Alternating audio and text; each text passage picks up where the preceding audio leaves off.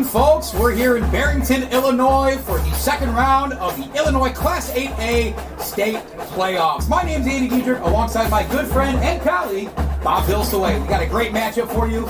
It's the Barrington Broncos, number 2 seeded, against the number 15 seeded Glenbrook South Titans. And Bob, these teams are not that, where was I going with that? Familiar foes, Bob, that's what I'm trying to say. Well, they did play each other earlier this year, right? And in that game, Barrington won 51 to 31. They started out down 14 points, so they outscored them 51 to 17 for the rest of the game. This game is going to be a lot closer than last week. Last week, Barrington beat Barrington 72 to 13. There's a pretty good article in the Daily Herald about that. In some of the opening rounds, many of the teams are winning by like 4 touchdowns or more, and that was an example of it. Glenbrook South was a little bit more normal. They only won 27 to 14 against the weekend. There's some of the things to watch here. Okay, Titans, South, Glenbrook South, 8-2, Broncos, 9-1, right? And then they're ranked. Number 9 is Glenbrook South, number 4 is Barrington. So Barrington expected to get into the Final Four here. From a points for and points against perspective, Glenbrook South is 330 points for, 144 given up. And Barrington, just amazing, 413 points and 180 something defense that they've given up.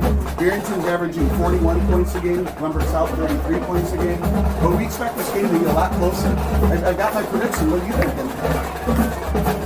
Both teams have fun? No, I'll give an actual prediction. I think Barrington rides the home crowd and the atmosphere here to a close win. This Glenbrook South team, if that glass slipper fits, it could be the Glenbrook South Titans making a run to the playoffs. What say you, Bob? Yeah, I have a kind of a higher scoring game than I might normally pick because I think both these teams have excellent defenses, but of course they also have good offenses.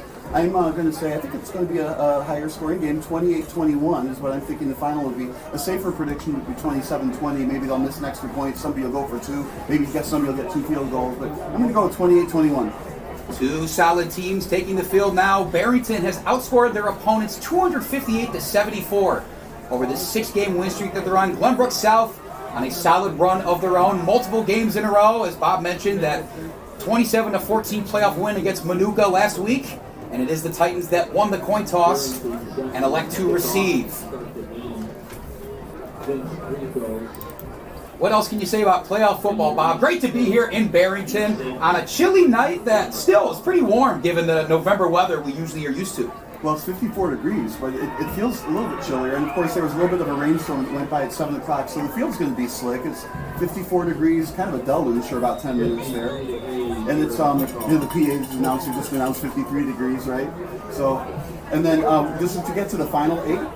Glenbrook South, or Barrington, whoever wins, is going to play the winner of tomorrow's game. Homewood Flossmoor and Lockport, both of them are considered to be an upset win. So one would expect the winner of this game goes on next week. 4 quarters separate these teams in the Elite 8. Senior John Wormley kicks it away through the back of the end zone and through the goalpost for a touchback. It's absolutely the right thing to do if you can do it, right? If you can kick it into the end zone, or in this case through the goalpost, right? You give away the ball at the 20-yard line. The other team has to go all 80 yards. When you kick it short and they can return it, there's a risk of a return, of course, or maybe you get the ball at the 35 or something like that. So if you can kick it out of the end zone in high school, you do it. So taking the field for the first time, the Glenbrook South Titan offense. They're led by their quarterback, Andrew Bonvecchio, who in the loss versus Barrington earlier this season, 340 passing yards, 3 touchdowns, and an interception. He put up a good performance then, and Glenbrook South will need just as good a performance to hang with the Broncos. 1st and 10. Rolls to his left, seeing some pressure. Bonvecchio will take it and runs out of bounds just short of the sticks. He was chased out of bounds by Brooks Howard, the defensive back. So we talk about Bonvecchio's arm. You can also do it with his feet, as we saw just there. And what excellent ball handling skills in the backfield. You know, I've been watching a lot of football. My eyes don't usually get fooled, but my eyes went with the fake on that handoff, and his keeper on the left got a good game, good chunk gain, 7 or 8 yards, right? So that's what you want to do against Barrington. If you can shorten the 2nd and 3rd and 4th down kinds of plays, got very short yardage to go, you can move the chains every time. But Barrington's going to do their best to make sure it's going to be 2nd and long and 3rd and long, etc. 4 down linemen. 2nd and 3, Glenbrook South on their own 27. It's Bonvecchio in the shot. They'll take the snap, looks right, connects on the pass. Juke move getting to the outside. That's Jack Gonzalez with his first catch of the day. More than enough for a first down. And Gonzalez starts this one hot after having 4 carries for 52 yards and a touchdown in the playoff win last week. a pass short, very short, right, but enough for the first down, then the missed tackle. But on defense, you have to always make that, you have a dilemma. You can go for the pass. It was a long, 20-yard pass to the sideline, right? So you think you can cut in front of that. But if you don't, then the receiver can go right around you. So you have to decide, go for the ball or go for the tackle. Fresh set of downs for the Titans from their own 44. Handoff, a lot of room. There's number 29, JoJo Webby. His first carry of the day gets enough for yet another first down. And Glenbrook South, only a few plays, they find themselves in Barrington territory. Well, we knew they were going to be a good team, and obviously Barrington is not looking at a potential 72-13 win here. Glenbrook South is definitely, they're ranked, number 9, we said, and Barrington's number 4. And this is a very, very, very good game here. We're blessed to be at this game as opposed to some of the others. Titans come out, trips to the left, Bonvecchio's in the shotgun, Webby alongside him. Play action, rush is coming, gets it out, pass is complete. That'll be more than enough for yet another first down, it appears. Colin Davis on the catch, good enough for the first down. Wide open, you said 3 receivers to the left. They basically just went straight, and we picked out which one was open. There wasn't a whole lot of trickery on the routes. Colin Davis, a senior, stands at 6'4", 180 pounds. One of the many weapons that Bonvecchio has in his arsenal.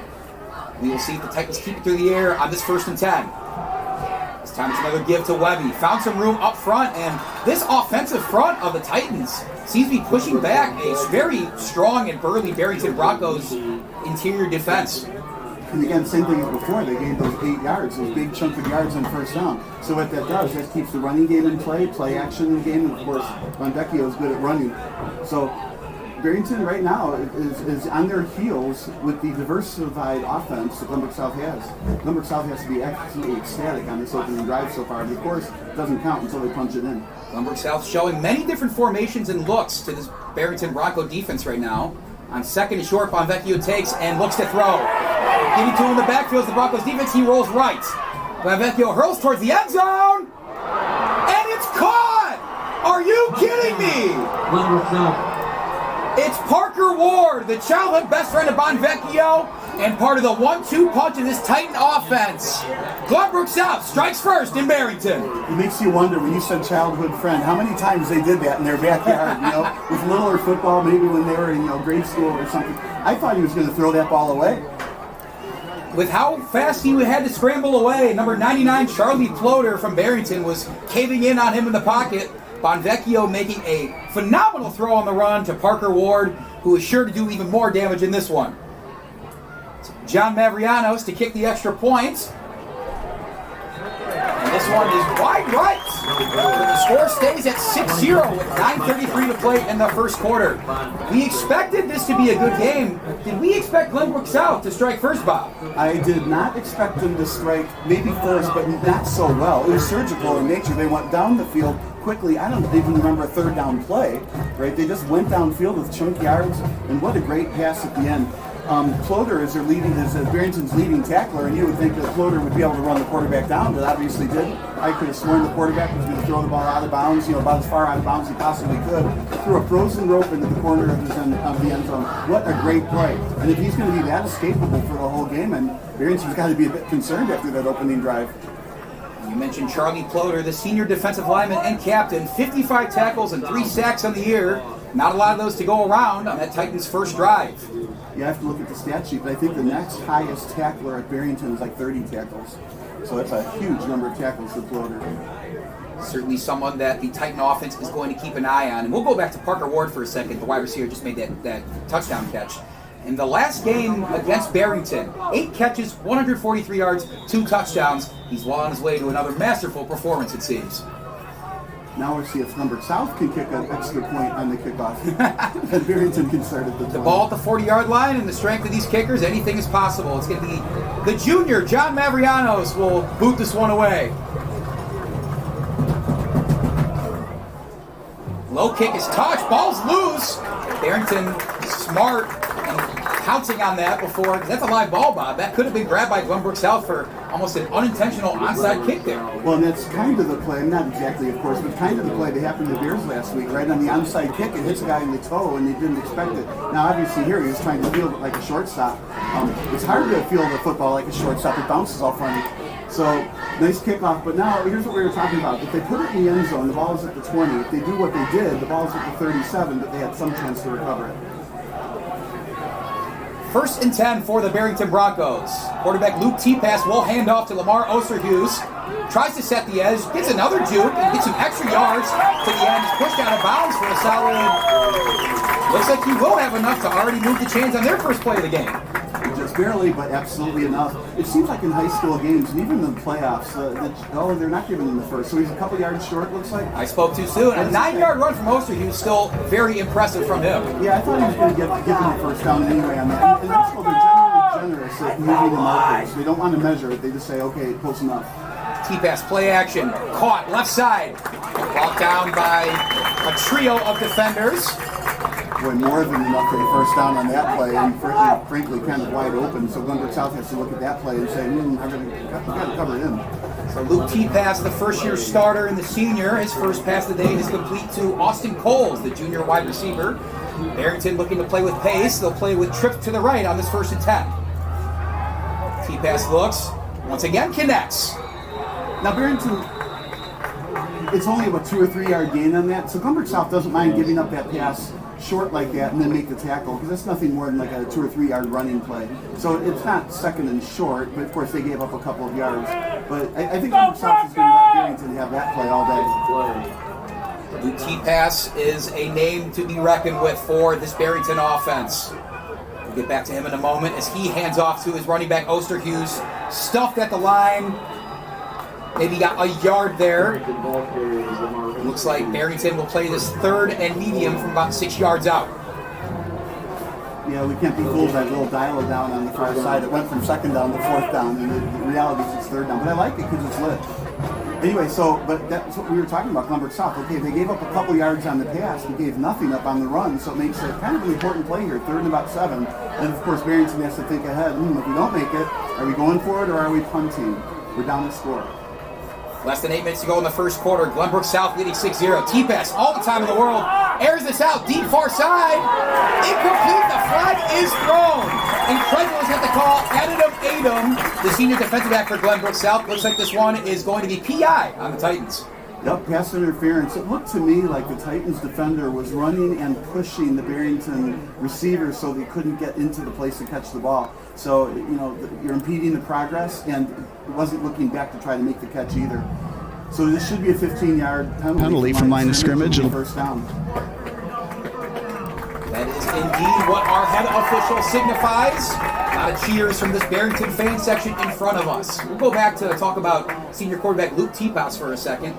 1,946 passing yards in the air, completion percentage north of 64%, 20 touchdowns to only 4 interceptions, has ran the ball in 5 times as well. What can you say about the man in the saddle back there for the Broncos? Well, what you want to do is, that sounds like pro stats, right? 64% completion rate, a 20-4 completion to interception rate. That's fantastic.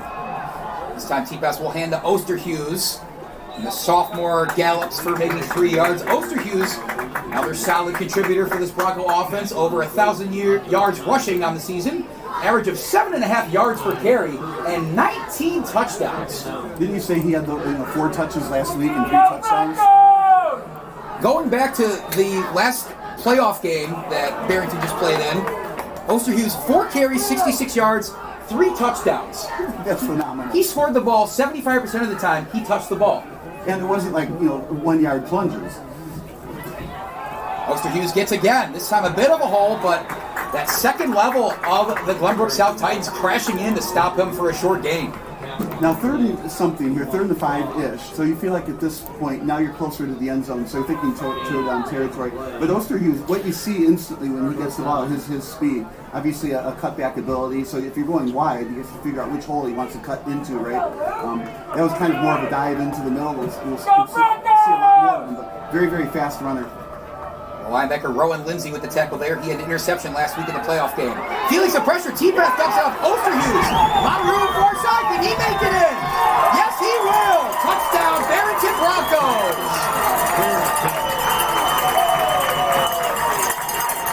Glenbrook South struck quickly.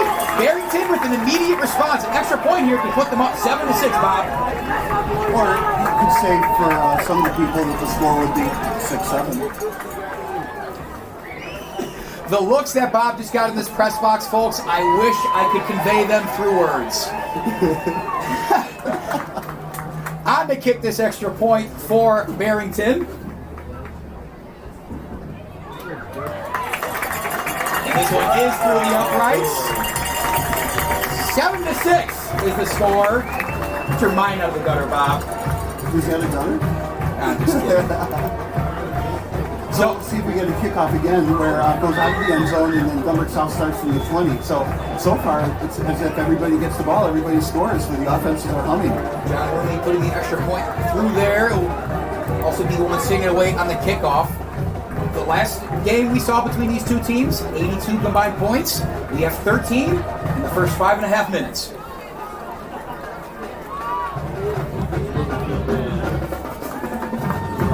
Big thing that stood out about that last game between Glenbrook South and Barrington back on September 12th. We mentioned it before, Glenbrook South ran out to a 14-0 lead in that first quarter. Barrington used a lot of home run plays to get back into it. They had 5 touchdowns of greater than 40 yards. They added to their all-time series lead. Barrington now leads 13-4, including 4 straight. Going back to that playoff game, 42-18 win for Barrington back in 2023. They have on the scoreboard here some of the scores of other games. Lincoln Way East is ahead 13-0 over Friend. A lot of other good games in action tonight for Class 8A. We'll tell you about that in a second after John Wormley boots this one away. Back to return for Glenbrook South. Doesn't matter. That one's through the end zone for a touchdown. There we go. 20-yard line again. So let's see if Glenbrook South can go 80 yards again. Like we said, 13 points in half of a quarter. So multiply that by 8. That's going to be a lot of points by the end of this game. Well, I didn't think it was going to be a higher scoring game, but I think what happens is after the offenses score, defenses go back and say, okay, how did they score? And now we're going to stop that. And so what you might see early scoring later in the game is going to become a lot more of a defensive battle. So taking the field for the second time, Andrew Bonvecchio was perfect on his first drive, including a 30-plus yard touchdown to Parker Ward to cap things off. 6.5 minutes to play in the first quarter. 30-yard frozen rope touchdown. Bonvecchio fakes, throws quickly to the right, it's caught, getting some yards after the catch, and enough for the first down. It's something, again, you notice right away with Bonvecchio is the strength of his arm. Like that play, it didn't have to go very far because he threw it more up the middle, right? But that was just, again, a throw with a lot of velocity. Caught there this time, Colin Davis, his second catch of the night. This time bringing it in tight, Glenbrook South on this fresh set of downs. End around to the near side. Big hit when he's pushed out of bounds. Jack Gonzalez laying the boom right there. Number 11, Jet Cahanzo of the Broncos. I like how Glenbrook South did that. They quick huddle, got to the line quickly. Like you said, they were a little closer on the blocking scheme and then ran wide. So they were hoping that Barrington wasn't going to be set up on defense that quickly. How much the spread offense has permeated all levels of the sport. It's good to see the boys line up in a wishbone or a wing tee and get the yards the hard way. Play is stopped, flag is thrown. Yeah, it's going to be 5 yards in Barrington, I think. Let's see, is that what they're calling? Encroachment of some kind? Wow, I didn't see that.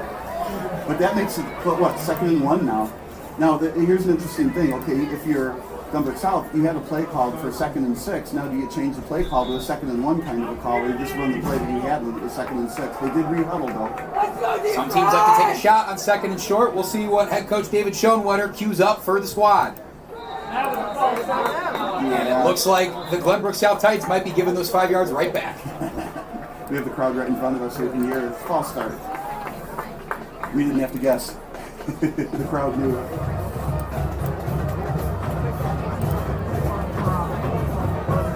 It is indeed a false start. It looks like it was on this near side wide receiver Colin Davis that got a little jumpy before the ball was snapped. So we're back to 2nd and 6, Bob. Right where we started, so we don't know if Glenbrook South made the change to the play call or not, but one would think they're back to the original play call. 6 minutes remain in the first quarter. Barrington leads 7-6. Pistol formation for the Titans. Bonvecchio hands off. Full head of steam, but right into the teeth of the defense. Taking the first touch, and the eventual tackle is 0-4, number 51. The senior is going to play his college ball at Northwestern as an offensive lineman. Great place to play, that's for sure. Ford stands at 6'4", 305 pounds, and only recently started playing on both sides of the ball. We mentioned in our pregame interview with head coach Joe Sanchez of Barrington, that loss against Maine South, a focal point for them. How do we get 0-4s more involved? He started playing on both sides of the ball, and both sides of the ball looked a heck of a lot better after that.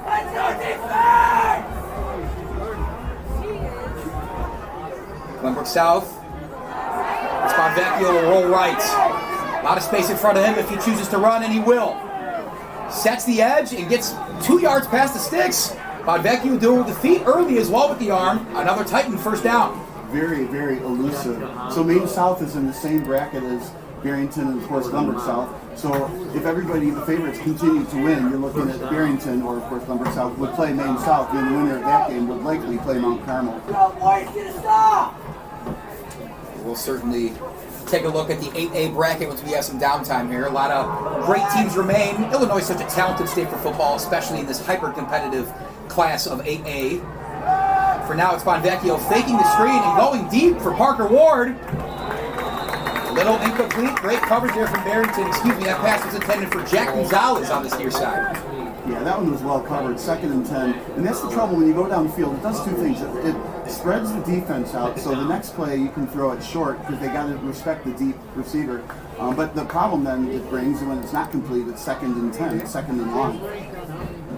So you like to pick up that chunk yardage on first down. That's great strategy for moving the chains at some point in time, but when you go downfield and it's not complete, it puts your offense back a little bit here. They're at midfield, so if they don't get a first down, they'll probably come. Glenbrook South on their own 43, 2nd and 10. Vecchio back in the shotgun. Quick throw to the right side, and it's caught. This time it is Parker Ward. He'll get about 9 yards. He's brought down by Barrington linebacker. It's number 56, Jackson Werner. Another chunk yard gain, right? So you're 1 yard short of the first down marker, so anything on the ground is absolutely in play. With the escapability that Bonvecchio has shown, if the receivers go deep, he can obviously pick it up on the ground. They line up quickly. I like this. They're going to line up quickly again. Bonvecchio's under center. And a quick handoff will get the necessary yardage. And more?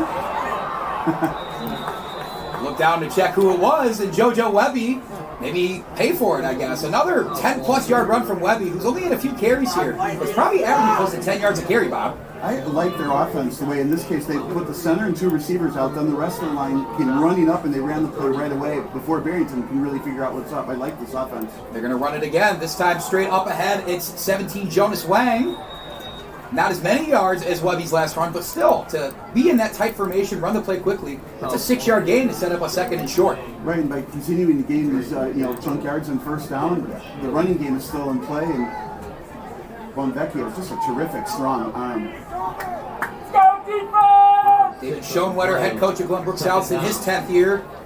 Former standout quarterback himself, likes what Bonvecchio brings. This time he swings it out wide. Pass through the hands of JoJo Webby. Incomplete, brings up 3rd down. Yeah, unfortunately, that was probably a pass that deserved to be incomplete. It was behind Webby, right? He really had not a whole lot of chance to catch it. Probably fortunate it went through his hands. Instead, it got deflected up.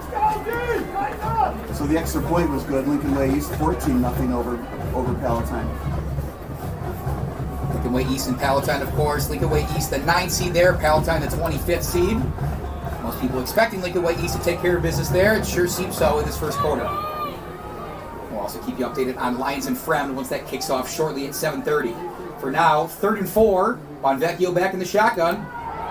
He'll pass Cookie to his left. Pass bobbled and then caught. Impressive display of some handwork there. His forward progress was stopped. Jack Gonzalez another snag. Just short of the sticks, though, as that gaggle of Broncos defenders pushed him down. Yeah, we're about at the 40-yard line where we're announcing a nice roomy press box, which is really nice to be, but looking, it's hard to tell because of the angle, but they didn't give him credit for the first down. It looked like he caught the ball and jumped up in the air. He spun around. I'm not down at the line, but man, it looked to me like he had the first down. But so they're calling it 4th and a yard. Probably a running play here, probably right up the middle, but let's see. Titans go under center. 4th and 1 on the 30. Handoff straight ahead. Not a lot of yards, but just enough. I like the confidence of going right up the middle to get that 1 yard. So Glenbrook South, whenever they're a yard or two short on the 3rd or 4th down, they can go right up the gut to pick it up. And of course, then Barrington, if they're going to stop that, is going to have to run blitz or something to stop all the gaps. Something like that can go wide. Look out, that could be trouble. So the Glenbrook South fans who have traveled well celebrate the moving of the chains there. Jonas Wang this time collecting the few yards that the Titans needed right there. As we are under 3 minutes in this first quarter. Glenbrook South looking to strike back after a quick touchdown in response from Barrington.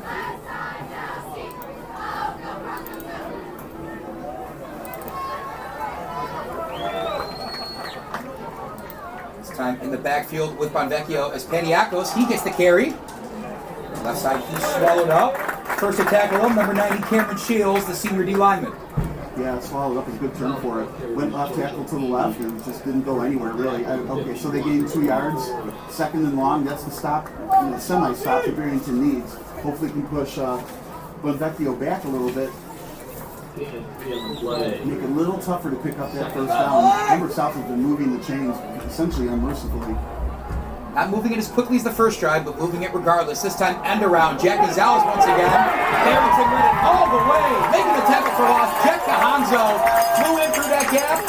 Did the rest, Bob. That's a huge play. Now it pushes him back 3rd and 12. So you think it's going to have to be a pass play. Now, this is one of those, obviously Barrington doesn't want him to get into the end zone, right? But if you play back a little bit on the receivers and you have to check down and you gain about 5 or 6 yards, it'll be 4th and 6. That would be, utopia for Barrington to push Glenbrook South into a 4th and 6 play. I don't think from here Glenbrook South will try to get the field goals. I think if they bring it to down territory, that's the kind of pushback that Barrington needs. Glenbrook South is facing 3rd and 12 from Barrington's 25. Bonvecchio's all alone back there. He takes the snap. He'll step up, make some moves in the pocket. Looking downfield, will throw it to the end zone again. It's a bit too wide. Tried to make it through double coverage. Tried to find his buddy Parker Orr in the back corner of the end zone. And it's decision time for David Schoenwetter and these Glenbrook South Titans. Yeah, Ward was open in the corner, but unfortunately it was very difficult to roll to the left and turn your shoulder back to the right and make an accurate throw. So 12 yards to go on 4th down. I don't see a punter yet. Indeed, it is Andrew Bonvecchio, the quarterback, receiving the play and heading back out to the huddle. So Titans already converted on a 4th and 1 on the last set of downs. This time, taller order. 4th and 12 coming up. Can Barrington make a huge stop? So they put themselves further in the lead after they get the ball back. It's Bonvecchio. Feeling pressure. Overthrown.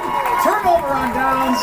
Just out of the reach of Jack Gonzalez. And what can you say about Barrington, who really fortified their defense on this last drive? Right now, that was absolutely a crucial stop, right? Both teams scored, both times they had the ball. So now, even though the score is tied, Barrington has the feeling that, okay, well, the score is almost tied, 7-6, right? The score is 1 score each, right? So they feel like the score is tied, and Barrington now has the ball. I'm a little surprised on 3rd down, they went all the way into the end zone. I would have liked to have seen them check down, so the 4th down play would have been a little bit shorter. Certainly looks like the Barrington defense presenting some looks that the Titans didn't see last time they faced off. Yeah, the other thing is, Bonvecchio is such a good runner. That would have been another thing on 3rd down to take off when he rolled to the left. T-pass hands, it's Osterhus again. The Glenbrook South front, this time making some waves, limiting the run game. No gain for Osterhus, 2nd and 10.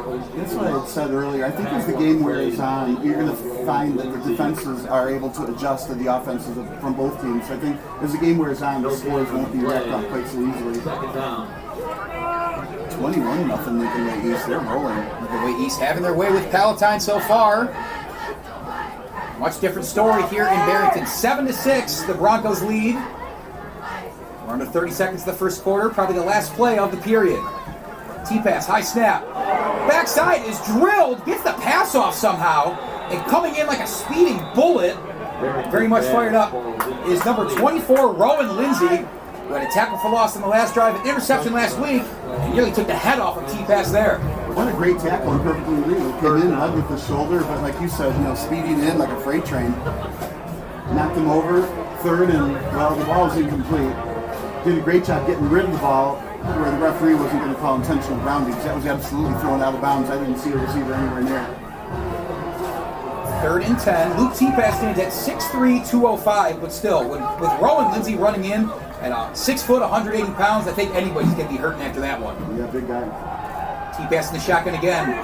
Goes deep. Ball still out of the reach. Cannot find the chemistry there. On the far side, the intended receiver there was Oliver Rosenzweig, the senior wideout. Yeah, I've always felt like on those long passes, he had a step or two on the defender, right? So if that ball has a little bit more air under it, it allows the receiver to run under it, and so you don't have to be quite as accurate. Instead, he kind of threw a line drive, and it was just out of his reach. He couldn't outrun the pass. So this causes the first punt of the game now.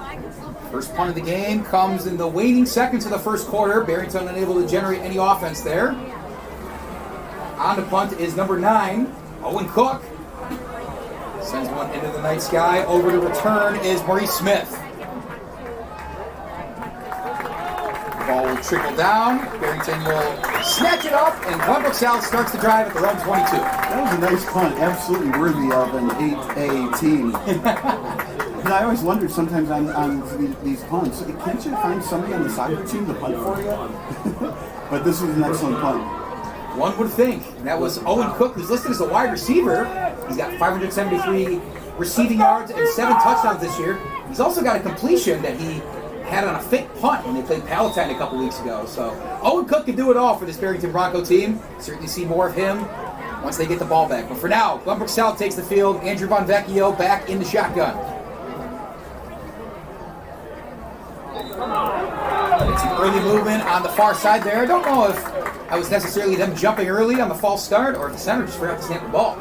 Well, the whole line didn't go offside, so I think the receiver just knew the count and decided to get an extra step on it. He's sideways to 80-something. But yeah, 5 yards will be 1st and 15.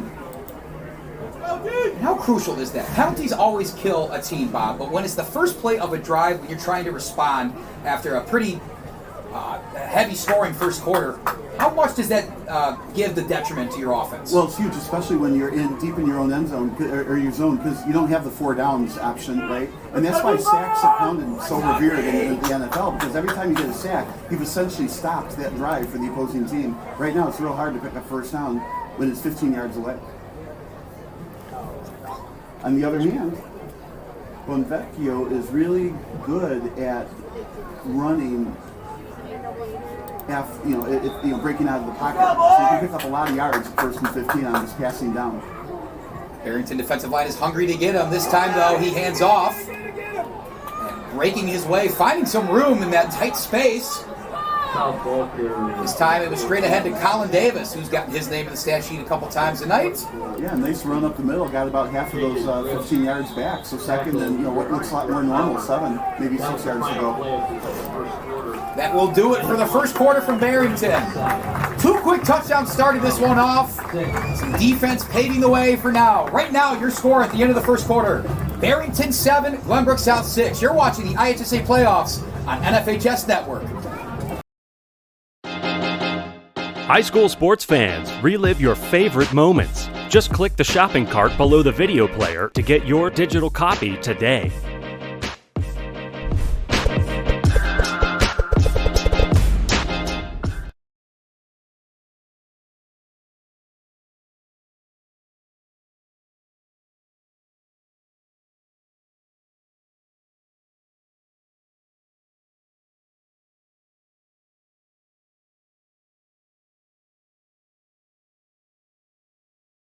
One second from half court. Jumping for joy. First ever. A 2-on-1. Oh, did he bring it in? He did. It is caught.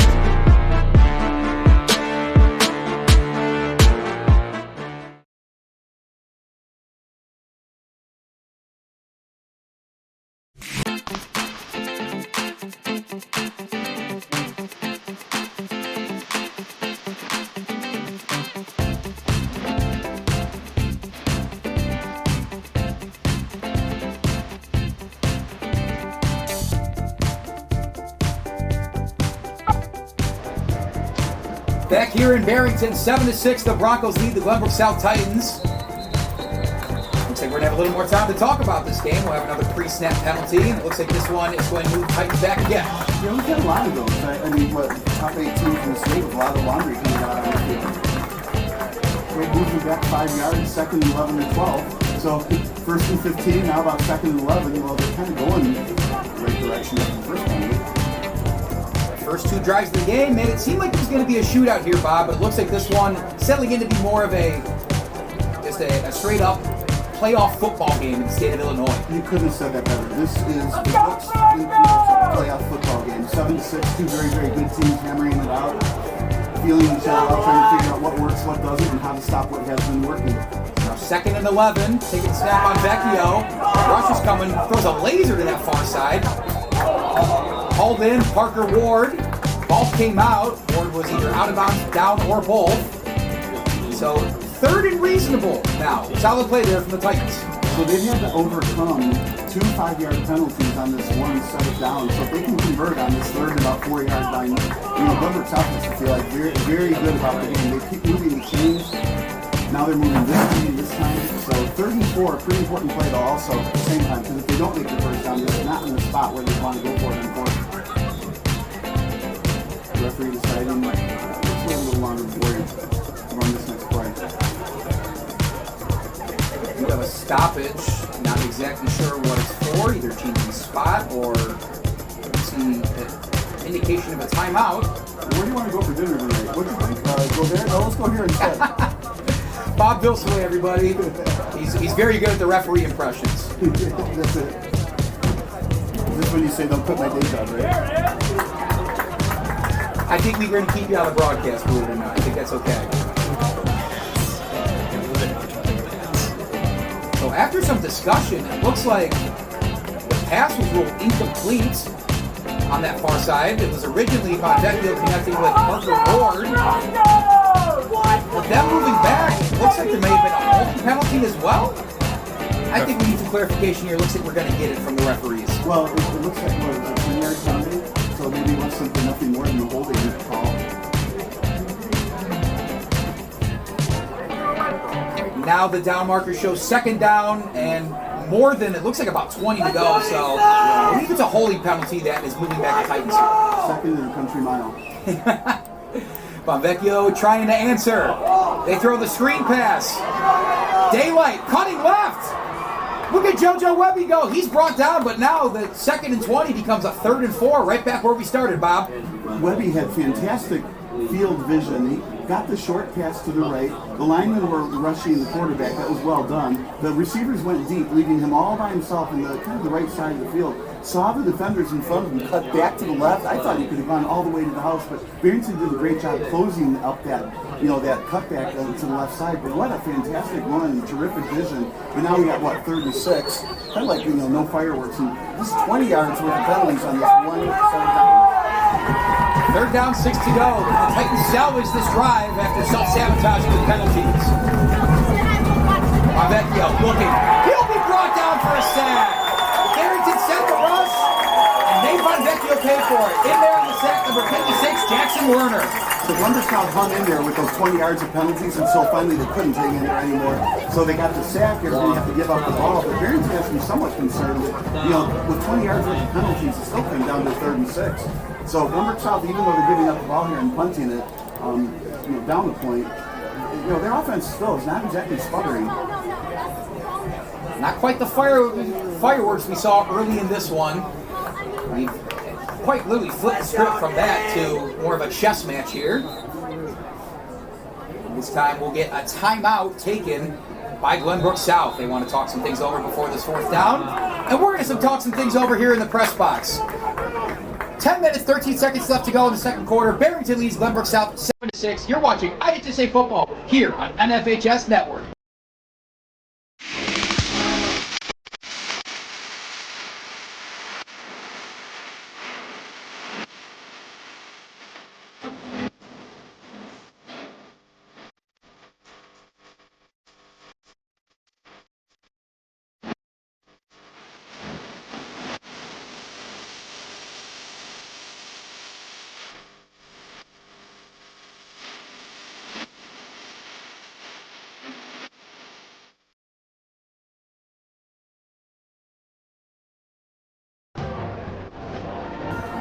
back here in Barrington. 10-16 left in the second quarter.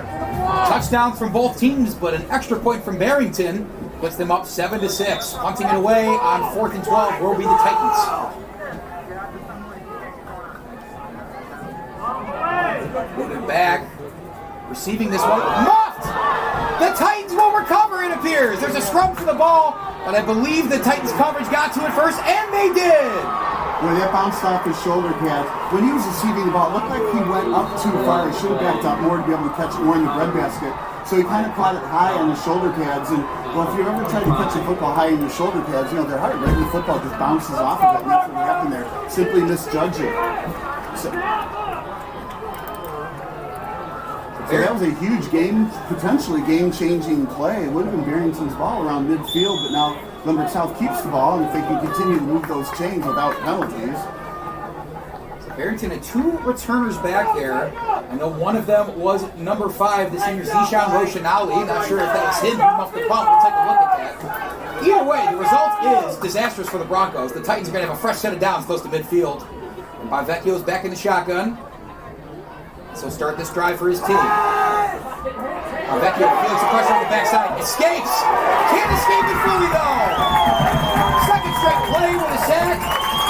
Say hello, number 51, 0-4 is quite the force on that defensive line. Well, Bonvecchio took off running earlier in the game, but now he's standing in the pocket longer, kind of trying to be that pocket passer. I can't help but think if your primary and maybe your secondary receiver is covered, take off. You are a fantastic runner, and especially if your runners are going down the field deep, you should have some room to run behind them on one side or the other. So he's staying in the pocket a little bit longer now as the game is wearing on. Broncos able to generate a fair amount of pressure with only the 4-man rush right there. Looking to do it again on 2nd and long for the Titans. Pass is bounced, intended for Jack Gonzalez. And now the Titans still can't find that offensive rhythm they had to start. Face a 3rd and 15. Yeah, that was like a one bounce. I'm not sure if it was Gonzalez that it was trying to go to. Perhaps he was going to. Well, I don't really know. But that was a pass that he'd like to have over again, I think we'd like to say. The 3rd and what, about 15, 16 here because of that first initial sack? So Barrington looks to think they're going to get the ball back here. Again, this is not a spot in the field where if you don't get the first down, you go for it. You got to punch it away. Right now it's a 7-6 game, so it's kind of a defensive effort on both teams. Don't give the other guys good field position. 3 wide to the right for the Titans. Bonvecchio drops back to pass again. Finds his man. It's off the hands of Jack Gonzalez. Once again, the intended receiver. He's getting a lot of attention, but the Barrington Broncos defense played that 3rd and long masterfully. Yeah, that ball was going into triple coverage, and that's the problem with the long yardage. He had to try to go for a first down. Well, even if that pass got completed, it would have been tackled short. The problem, though, because he threw it not exactly downfield, 10 or 15 yards downfield, he threw it into essentially triple coverage. He was open for, like an NFL open, but boy, after he got that ball, he was going to get crushed. So back to return once again after the muffed punt. Did not cause any damage for the Broncos. This time goes to the other way. Bit of a short punt, but a great roll. Barrington will have no return. And now the Broncos will have to start inside their own 20 rather than close to midfield. Yeah, it cost him about 40 yards on the field, which is what the muff does, right? But you have the ball, you didn't give up any points here, just shy of the 20-yard line. You got to go 80 yards. But you got a 1-point lead and the ball. Now, with 9.5 minutes to go in the second quarter, if you can put together a drive for whatever it is, 4 or 5 minutes and score some points, you might not leave enough time on the clock for Glenbrook South to come back. So this is a real good opportunity for Barrington with the ball in the lead, although a slim lead. Barrington's head coach Joe Sanchez, been at the helm for over 20 years with an extra long message to his offense there. Let's see what the Broncos can do. Osterhus, right side, finds a lane. It's about 7 yards before he's brought down in the secondary. So now Barrington will have 2nd and 3 from their own 25. Yeah, I'd like to see Barrington try to keep the ball on the ground more and then later on, play action passes to open it up. I think it would be good if Barrington just hammered the ball a couple, 2 or 3 or 5 times here. Wear out the defense just a little bit and perhaps open up play action. Osterhus surely to get the ball again. Indeed he does after the high snap. And he'll trudge his way right near the sticks. Boy, it looks short. Let's see where they actually might go. Referees will give it to them. Give it to the Broncos on the first down. for just joining us. Score is 7-6 in favor of the Barrington Broncos. 2 early touchdowns, one from Glenbrook South's Parker Ward and one from Barrington's Lamar Osterhus. He now has 20 touchdowns on the season.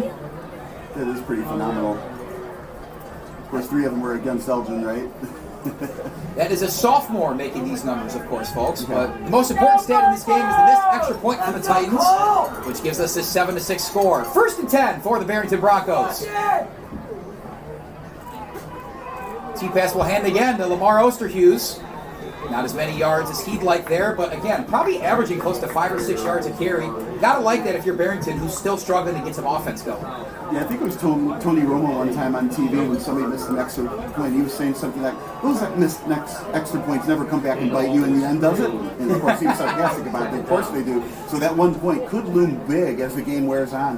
What it causes, you have to go for 2, then you don't get 2, then all of a sudden you can't kick a field goal and tie the game up, and those 1 points matter. Of course, Dallas Cowboys former quarterback Tony Romo once muffed a hold and cost his team a playoff win. Hopefully that doesn't come back to bite Glenbrook South, like you said, Bob. T-pass has a man.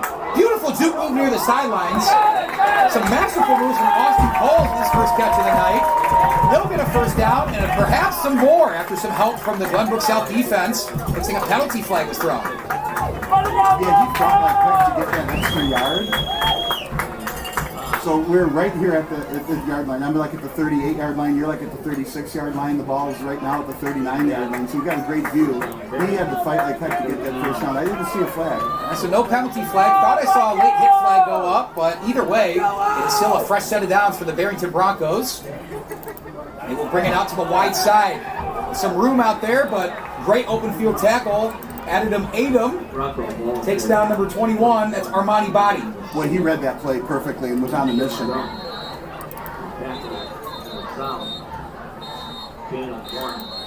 have a stoppage for an injured Bronco down on the field. If that was the ball carrier, which I believe it was actually number 21, Cameron Masillo, the senior running back.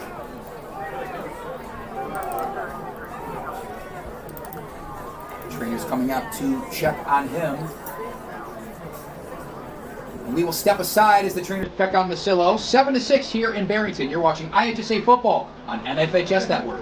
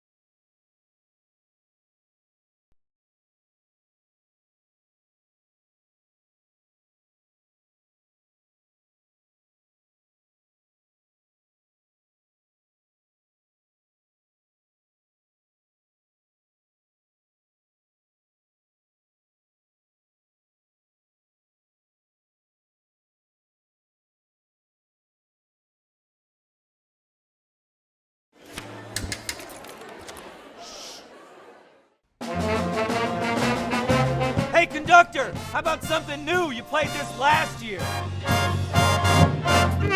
Come on, get your head out of your sacks. Shh, we're trying to hear. Well, I'm sick and tired of hearing your kid play the wrong notes. Where's my kid solo? At least you can see your kid. Why is my kid stuck way in the back? The conductor only plays his favorite. I can hear that solo! Get right back to the action. Nearly a one-handed catch by Lamar Osterhus, setting up on the screen there on 2nd and 10. So a 3rd and long. Luckily, to update the fans out there, we did see Cameron Masillo jog back to the sideline under his own power. Looked good. The senior running back, over 400 yards rushing this year, 9 touchdowns. Could be a big blow for the Broncos, who look to be run heavy so far in this one. Yeah, key word, jog back, right? After an injury. Well, it looked like, the whole town was there next to him, and you expected an ambulance to come out or a stretcher or something. He jogs back to the sideline. So at least that's what we saw. 3rd and long here. The mantra that head coach Joe Sanchez of Barrington says to his players, never flinch. First down could bode well for them here. T-pass. Finds his man. Tackle just missed. Fighting for the extra yards. Austin Cole powers through. for the Barrington Broncos. That's another time where Barrington got tackled, right, but then spun around and get that extra yard to move those chains. Really nice extra effort to get that first down. Well done by Barrington. Well, seeing some adversity in these 3rd and longs, it looks like Barrington flipping the script a little bit, being able to continue the drive for their offense. As great as their defense has been, certainly want some more points on the board, give their defense a bit of a cushion. T-pass will hand off. Osterhus. That front from the Titans is going to bring him down for just a short game. Yeah, he turned out into a pretty decent game considering he was like stopped right at the line of scrimmage. So that'd be a couple yards, after contact. I felt like on that play, if he had been able to go to the left, with some speed, and get around the edge. But anyway, that play was designed to go up the middle. That's where it went. He picked up about 2 yards. Of course, back to Osterhus, we said he's well over 1,000 yards rushing on the season.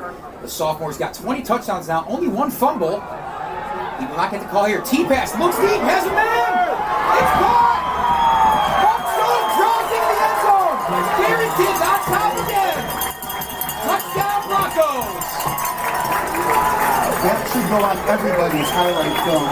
Fake handoff. My eyes went at the running back again. It was deep pass to the left, more than wide open. I mean, you're not a couple steps open. You're open by 10 yards. A perfectly thrown ball for a touchdown. Great play call. Owen Cook, the senior.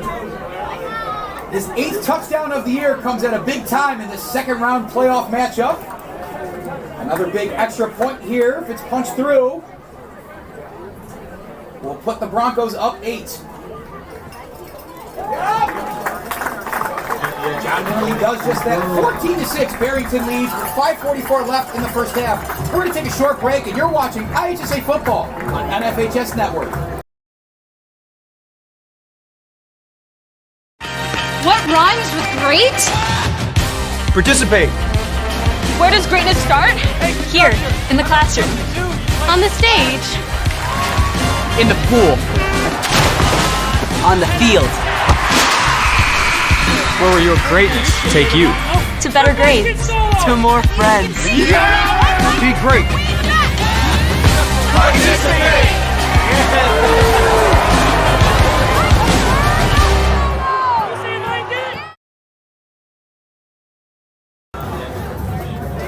Barrington with 14 unanswered points in this playoff matchup against Glenbrook South. That time, Luke T-Pass found a wide open Owen Cook. 48 yards, 14-6 is the score. If you're looking at the stats here on Max Preps, right? Coles Jr. is leading Barrington with 674 yards total, passing and receiving yards. And Owen Cook with 573 yards just right behind him. Nice 1-2 punch there, and this one was wide open on the deep left side. Cook now over 600 receiving yards for the year. His 8th touchdown comes at a big time. Keep in mind, Owen Cook, we said he does it all. He's also the punter. We saw him earlier. So we're not rating the soccer team. Listen, if they had a soccer player that could run routes the way Owen Cook did, I'm sure he'd already be on the roster, Bob. Anyways, we'll get back. John Worley sends it away from the 40-yard line. South watches it sail through the end zone. They'll start from their own 20-yard line. Very nice kick. So into the end zone yet again. Glenbrook South at the 20-yard line. They have to go 80 yards if they want to get back into this game. Now that missed extra point is key, right? They're down 2 points now, 8 points. If they score a touchdown, they're down 2. So they're going to have to go for 2 to try to tie it. It's harder, obviously, to go for 2 than 1 again. So that extra point right now is still playing a big part of this game. And on the scoreboard, Lincoln Way East, 34-0. Rough showing for Palatine in that one.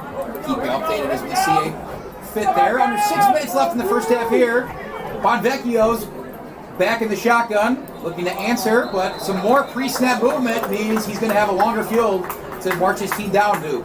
And that's what happened on the last drive, right? They had, first and 10, they had 20 yards worth of penalties, 2 false starts, and what we think was a holding penalty. And they only came up, on third down 6 yards short. But right now, the penalties are hurting Glenbrook South. There's only 5.5 minutes-ish to go in the second quarter. So if they can put together a good drive and tie the game up at halftime, boy, that would be exactly what they're trying to do here. So this game so far drawing a lot of parallels to what we saw on September 12th between these two squads. Glenbrook South ran out to that 14-0 lead in the first quarter. only for Barrington to outscore them 51-17 the rest of the way. Haven't seen that much offensive fireworks, but as it's looking now, everything's coming up Barrington as they make another stop. No gain there. This time, Charlie Ploder, the senior D lineman, gets one of his many tackles he's had all season. Yeah, you're so right on the no gain, right? So you see the little dial down guy on the far side, because that's where you see where the ball is going to get marked, right? And he took like a half step one direction. Josh Bernardi getting back to the line of scrimmage there, but no more. So with the penalty and the 0-yard run, 2nd and 15 for Glenbrook South, trying to salvage some sort of offense that they exhibited early on. Vecchio looks right. Quickly will take off and run. Dodges a linebacker. Is able to escape pressure, but still a 3rd and 10 coming up for the Titans after that early penalty. So Barrington was spying Vecchio, so that could be why his runs, he stayed in the pocket longer. So if Barrington is spying with one of the linebackers, right, he knows if he takes off, he can't really go anywhere, right? So he's going to have to try to find open receivers. That would explain why he's hanging out in the pocket longer. And what a terrific adjustment by Barrington's defense, going and say, wow, if this guy's going to be able to eat us up on the ground, well, we know how to stop that. Sheer speed we've seen from the Barrington secondary is something we witnessed, and we've certainly seen it there. That's why they have the spy on Bonvecchio. 3rd and 10. Drops back to pass, over the middle, big hit. Pass will fall incomplete.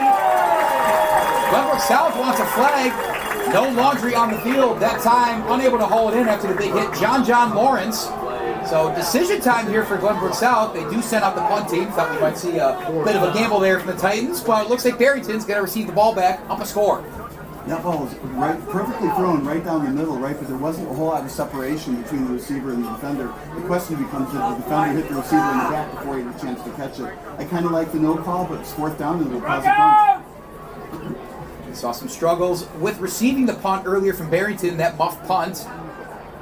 This time, this ball will harmlessly bounce out near midfield. So again, Barrington's going to have great field position to maybe increase their lead here, Bob. We talked about how the September 12th game went with them kind of steamrolling the Titans the rest of the way after that slow start. You see a lot of that same here? Yeah, it's, like you said earlier, it's turning into a little bit of a chess game, right? So you're ahead 14-6, there's 4:18 to go, and you're at midfield. So you want to score before the half runs, not leave a whole lot of time yet for Glenbrook South. And if you get that score, you're up 3 scores to 1, essentially. So another really good possession, and Barrington has to be feeling good about the position in this game here, especially the fact that they manhandled Glenbrook South in the second half of the game last time they played.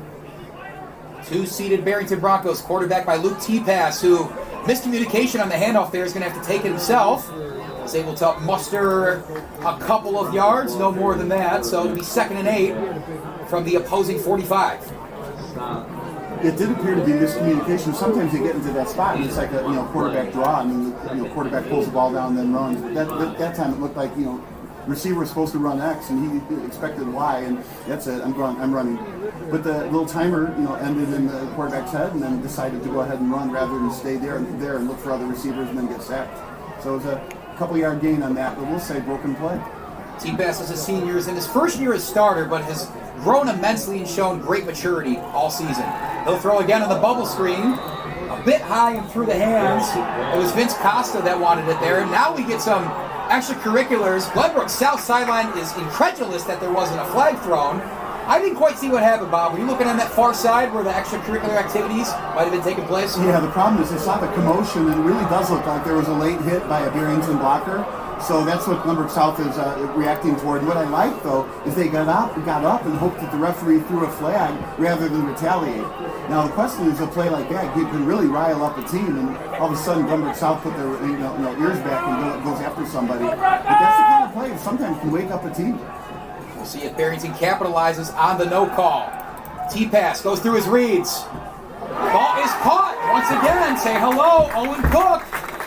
He'll be short of the sticks, but gives Barrington a much easier 4th down if they choose to go for this. Yeah, I think they need to go for it. 4th and about 1. It looks like they'll dial it down, guys, on 4th and about 2, but it's pretty darn close to a 1st down. I would go for it. I would keep it on the ground. It's a bit of risk, though, because if you give the ball up with 3 minutes to go at the 40, you're in trouble. But I would not be punting or pitch kicking it. I'd go for it. Keep the ball. You're close enough to score in the next 3 minutes and get a 2-score lead in this important game. 4th down, 2 yards to go.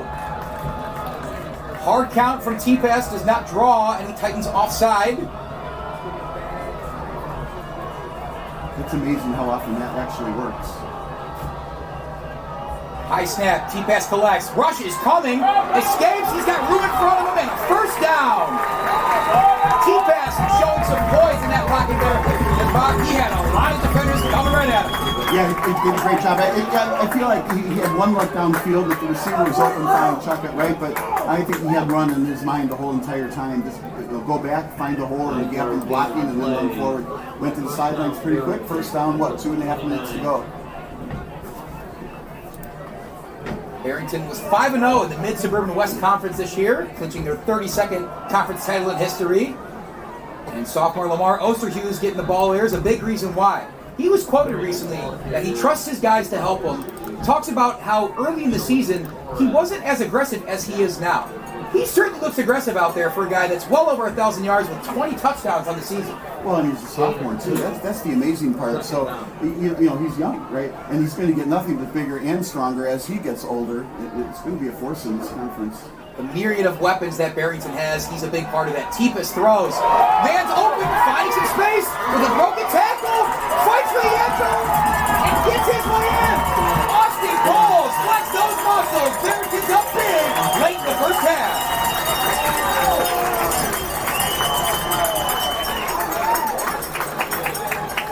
There is so much to break down on that play, right? So the passes to the right, there was a defender buried down with his arms high. Well, when the arms are high, you have to throw it over his hands, right?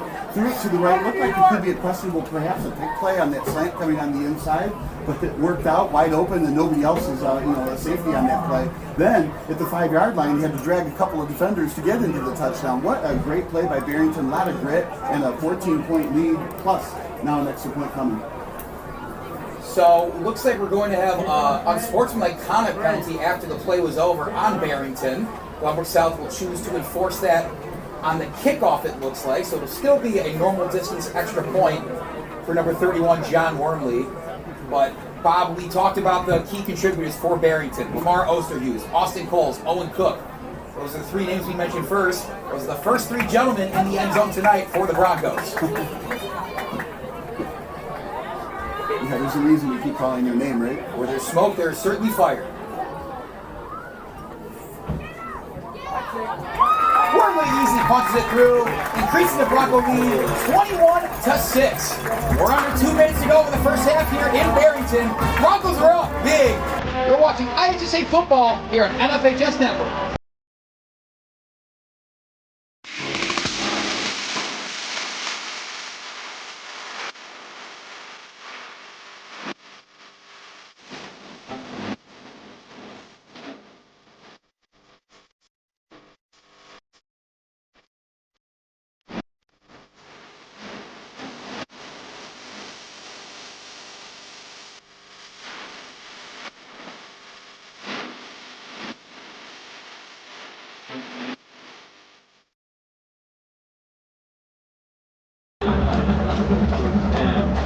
Barrington, in front of their home crowd here in this second round playoff game, is now up 2 scores.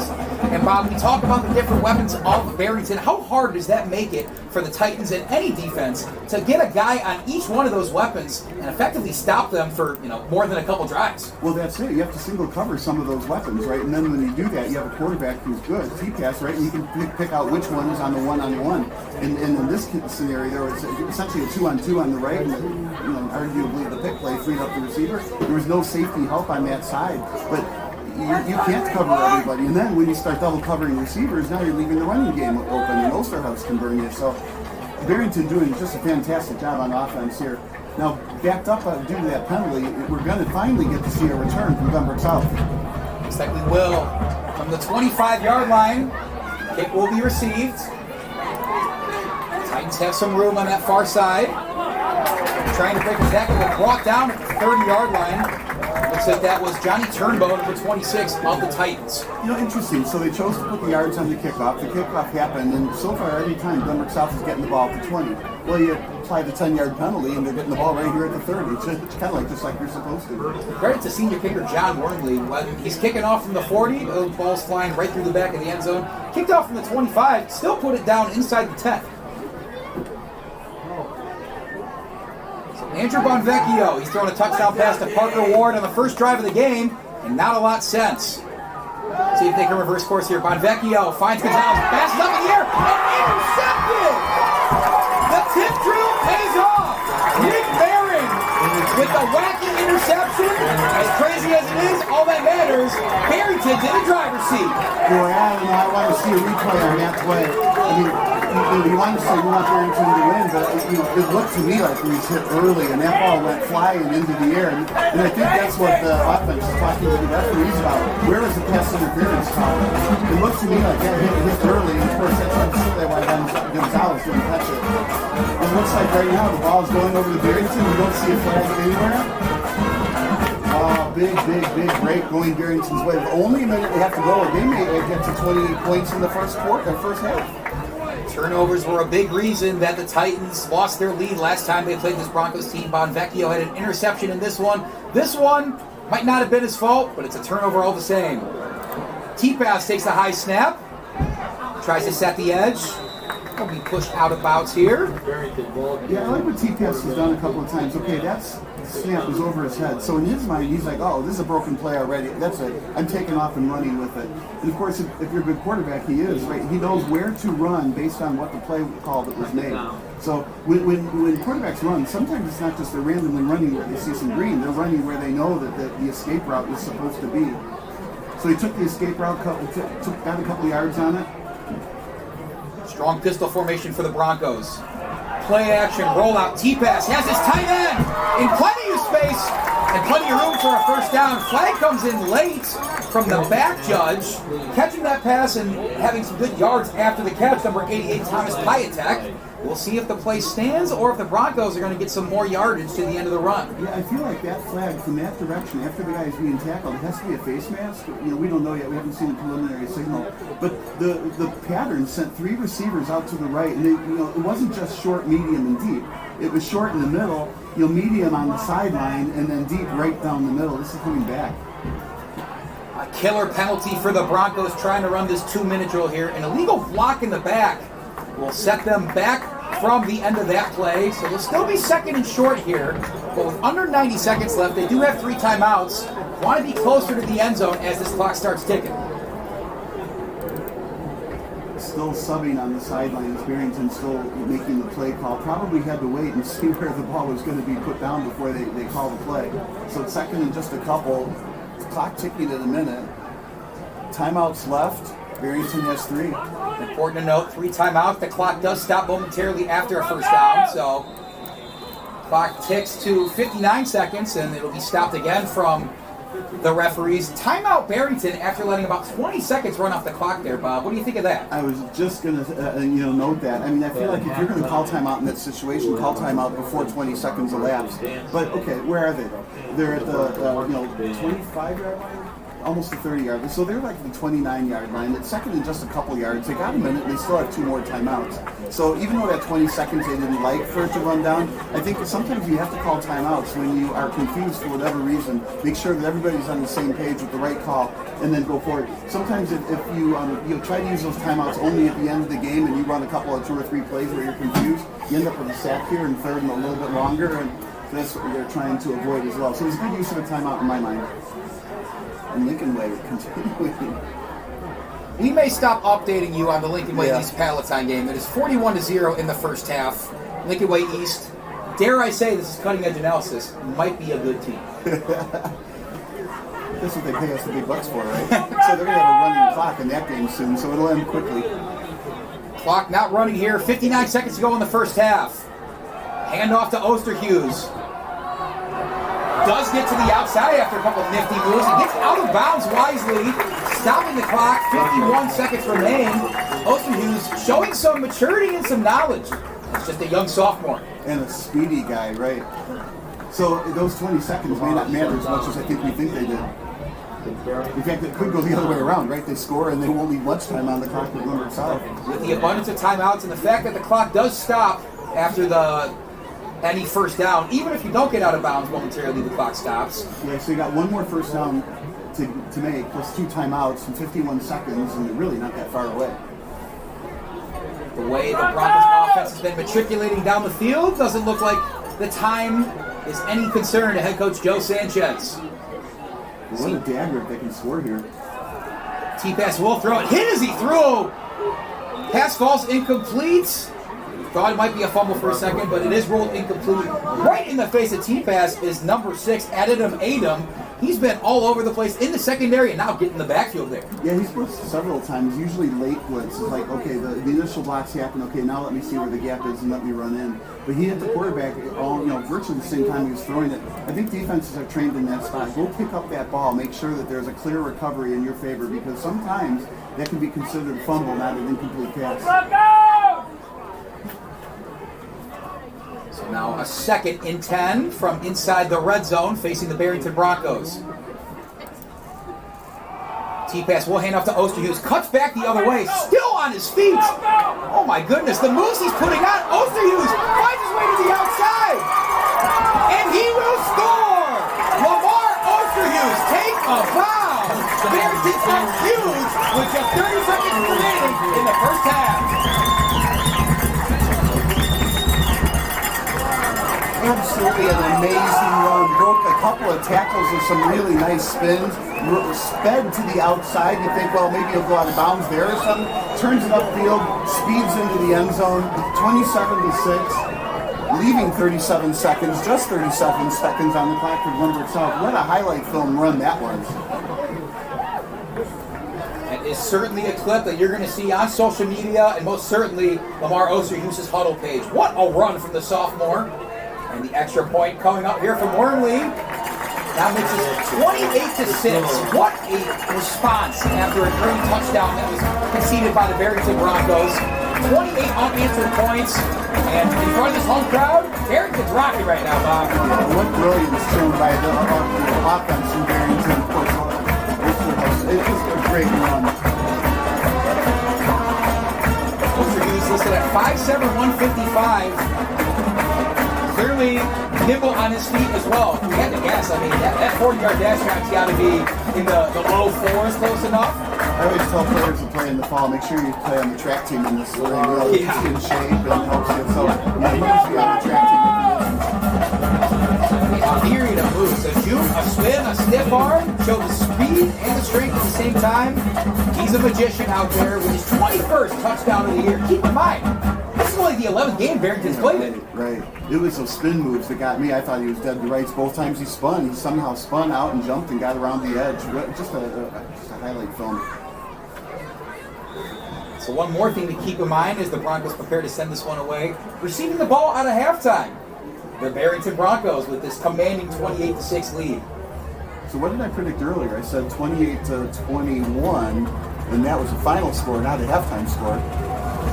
Offensive fireworks once again in this matchup. Right now, only coming from Barrington.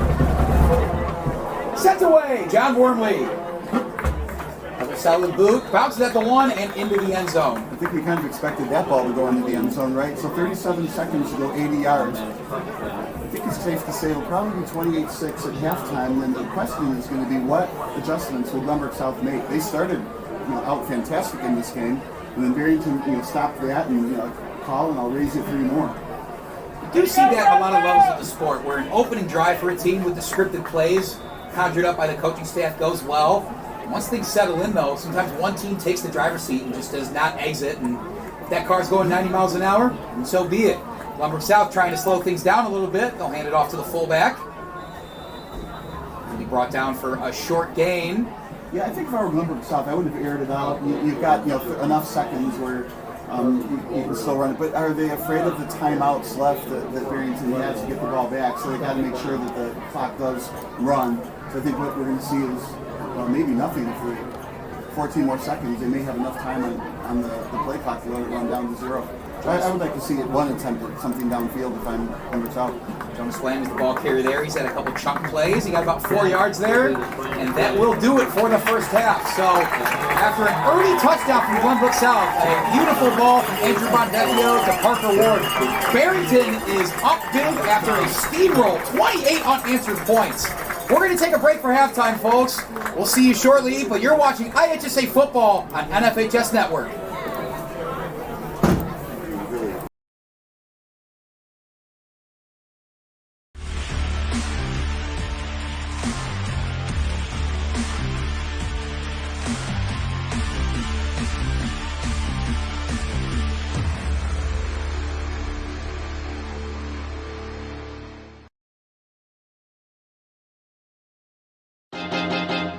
High school sports fans, relive your favorite moments. Just click the shopping cart below the video player to get your digital copy today.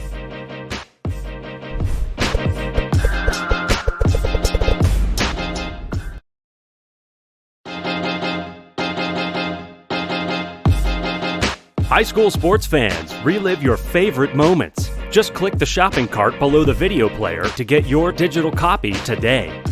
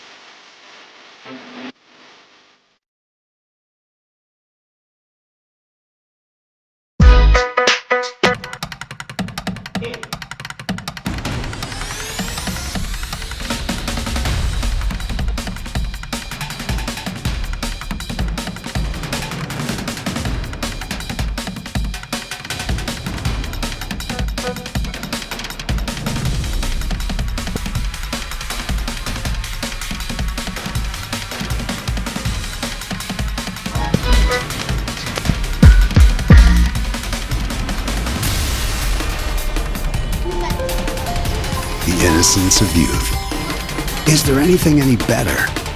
But soon they'll be in high school and facing all the same challenges you faced. How to make friends, how to fit in, how to be cool. We want our children to have everything they'll need to live fulfilling and productive lives. Make sure the kids in your family are among the more than 12 million participants in America who take part in high school sports or activities. What rhymes with great? Participate. Where does greatness start? Here, in the classroom. On the stage. In the pool. On the field. Where will your greatness take you? To better grades. To more friends. Yeah! Be great. Participate!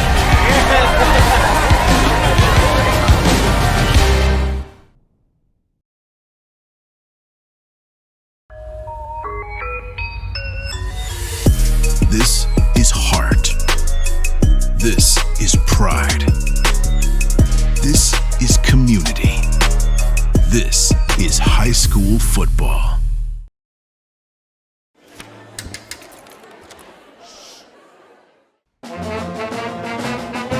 Hey, conductor, how about something new? You played this last year. Come on, get your head out of your sacks. We're trying to hear. Well, I'm sick and tired of hearing your kid play the wrong notes. Where's my kid solo? At least you can see your kid. Why is my kid stuck way in the back? The conductor only plays his favorite.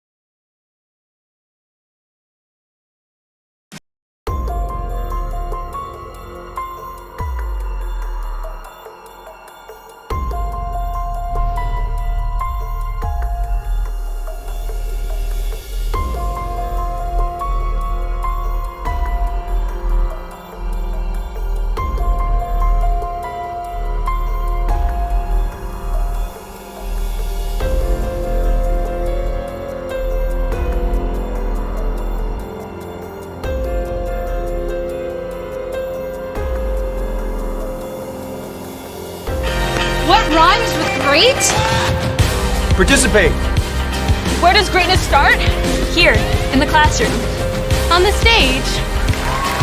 In the pool. On the field. Where will your greatness take you? To better grades. To more friends. Yeah! Be great. Participate!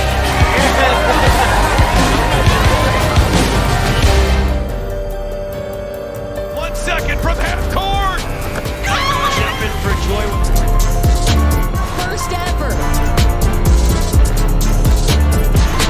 A 2-on-1. Oh.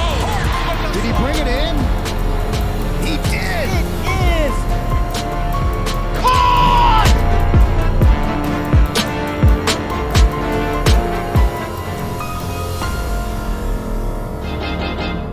High school sports fans, relive your favorite moments. Just click the shopping cart below the video player to get your digital copy today.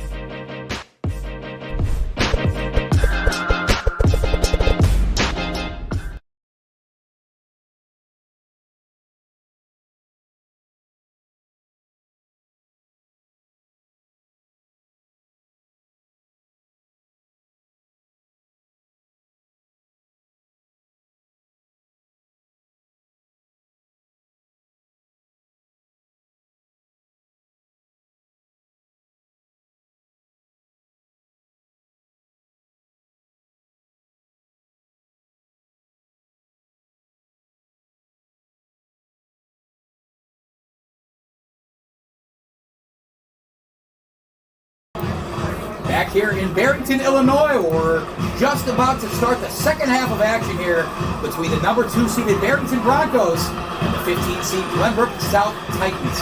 Bob, a strong start from Glenbrook South marched right down the field. A bullet of a throw from quarterback Andrew Bonvecchio to his number 1 target and childhood friend Parker Ward. They certainly established some chemistry in their time playing together. Since then, 4 unanswered touchdowns, 28 unanswered points from the home team here, the Barrington Broncos.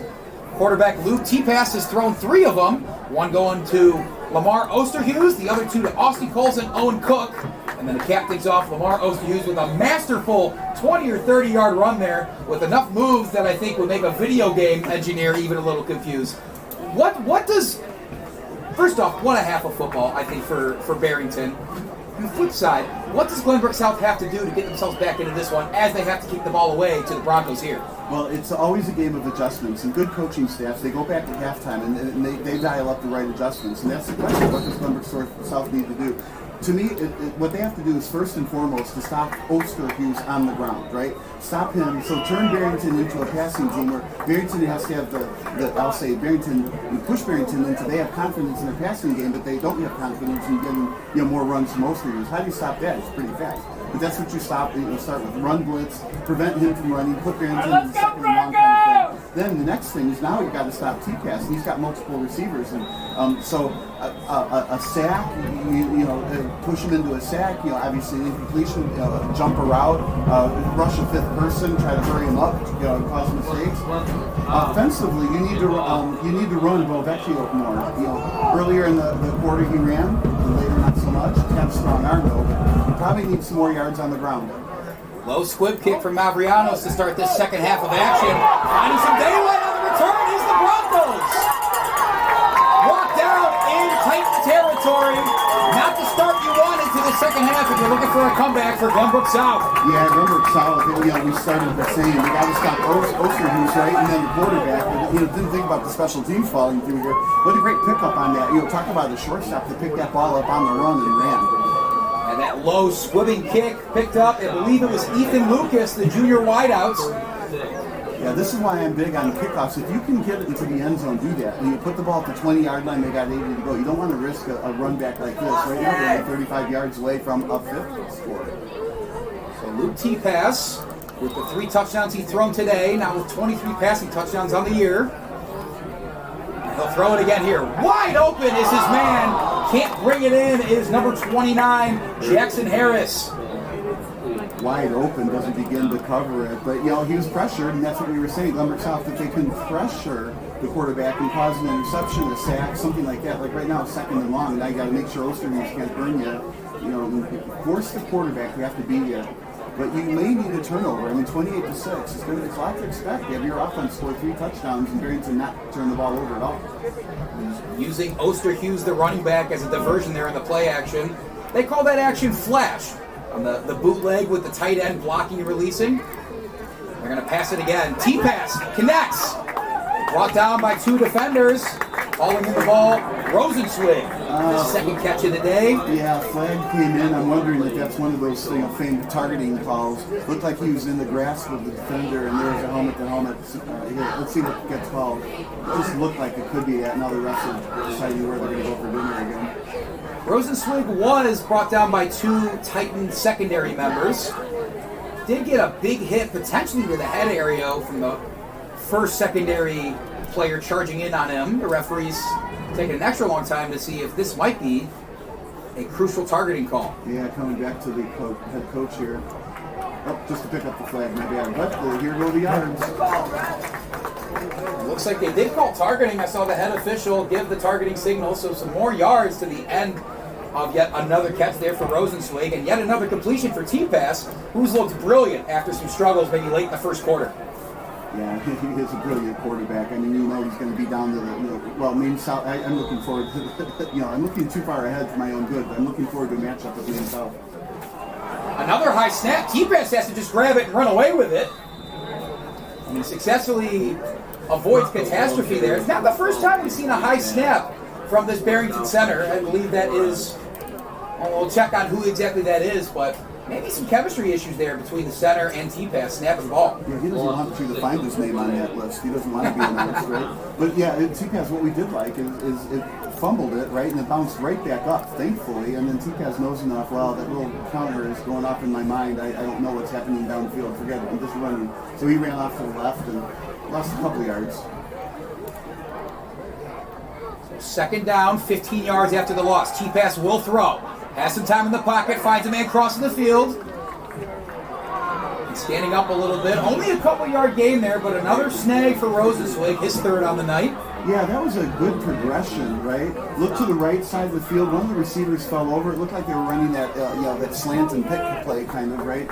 When the receivers fell over and then looking for, how did he fall over? It wasn't the defender. He just slipped on the slick ground, right? And then the pass across the middle was the second option.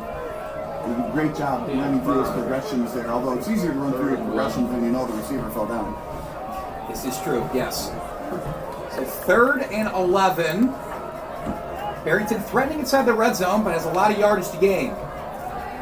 T-Pass finds his first read through the hands of Osterhus, who wanted a hat trick on the day for touchdowns. With their kicker in number 31, John Wormley, his strong leg should be able to punch this one through if they choose to. But the great field position, Bob, they go for this? Oh, there's a flag. Flag on the play. Let's assess that first before we go talking about hypotheticals, I suppose. But it was interesting because it looked like the field goal unit was coming on, and then it's like, then they went off, and like, oh, that's a fake field goal. They're faking coming onto the field, right? So I saw the referee tap his head, which I believe is an illegal man downfield penalty, which I would imagine with the incompletion, Glenbrook South would decline, bringing up 4th and long for Barrington. Unless they think those 5 yards would be pushing them out of field goal range, but that'd be a lot to expect. I think the field goal can go a lot longer than an additional 5 yards. Yep. Yeah, here it comes, okay. Important consideration, the penalty is declined, so it will be the senior kicker, John Wormley, coming on to attempt his first field goal of the night. He's 4 for 4 on extra points. This boot will have to be from about, call it 31 yards away. Yeah, I predict this is going to go into the next zip code, too. He's a great kickoff kicker. Snap good, haul good. Wormley's kick. Never a doubt for the senior. Increasing Barrington's lead. They now are belt big, 31-6, 10 and a half to go in the third quarter. We're going to take a short break, but stick with us, folks. You're watching IHSA Football on NFHS Network.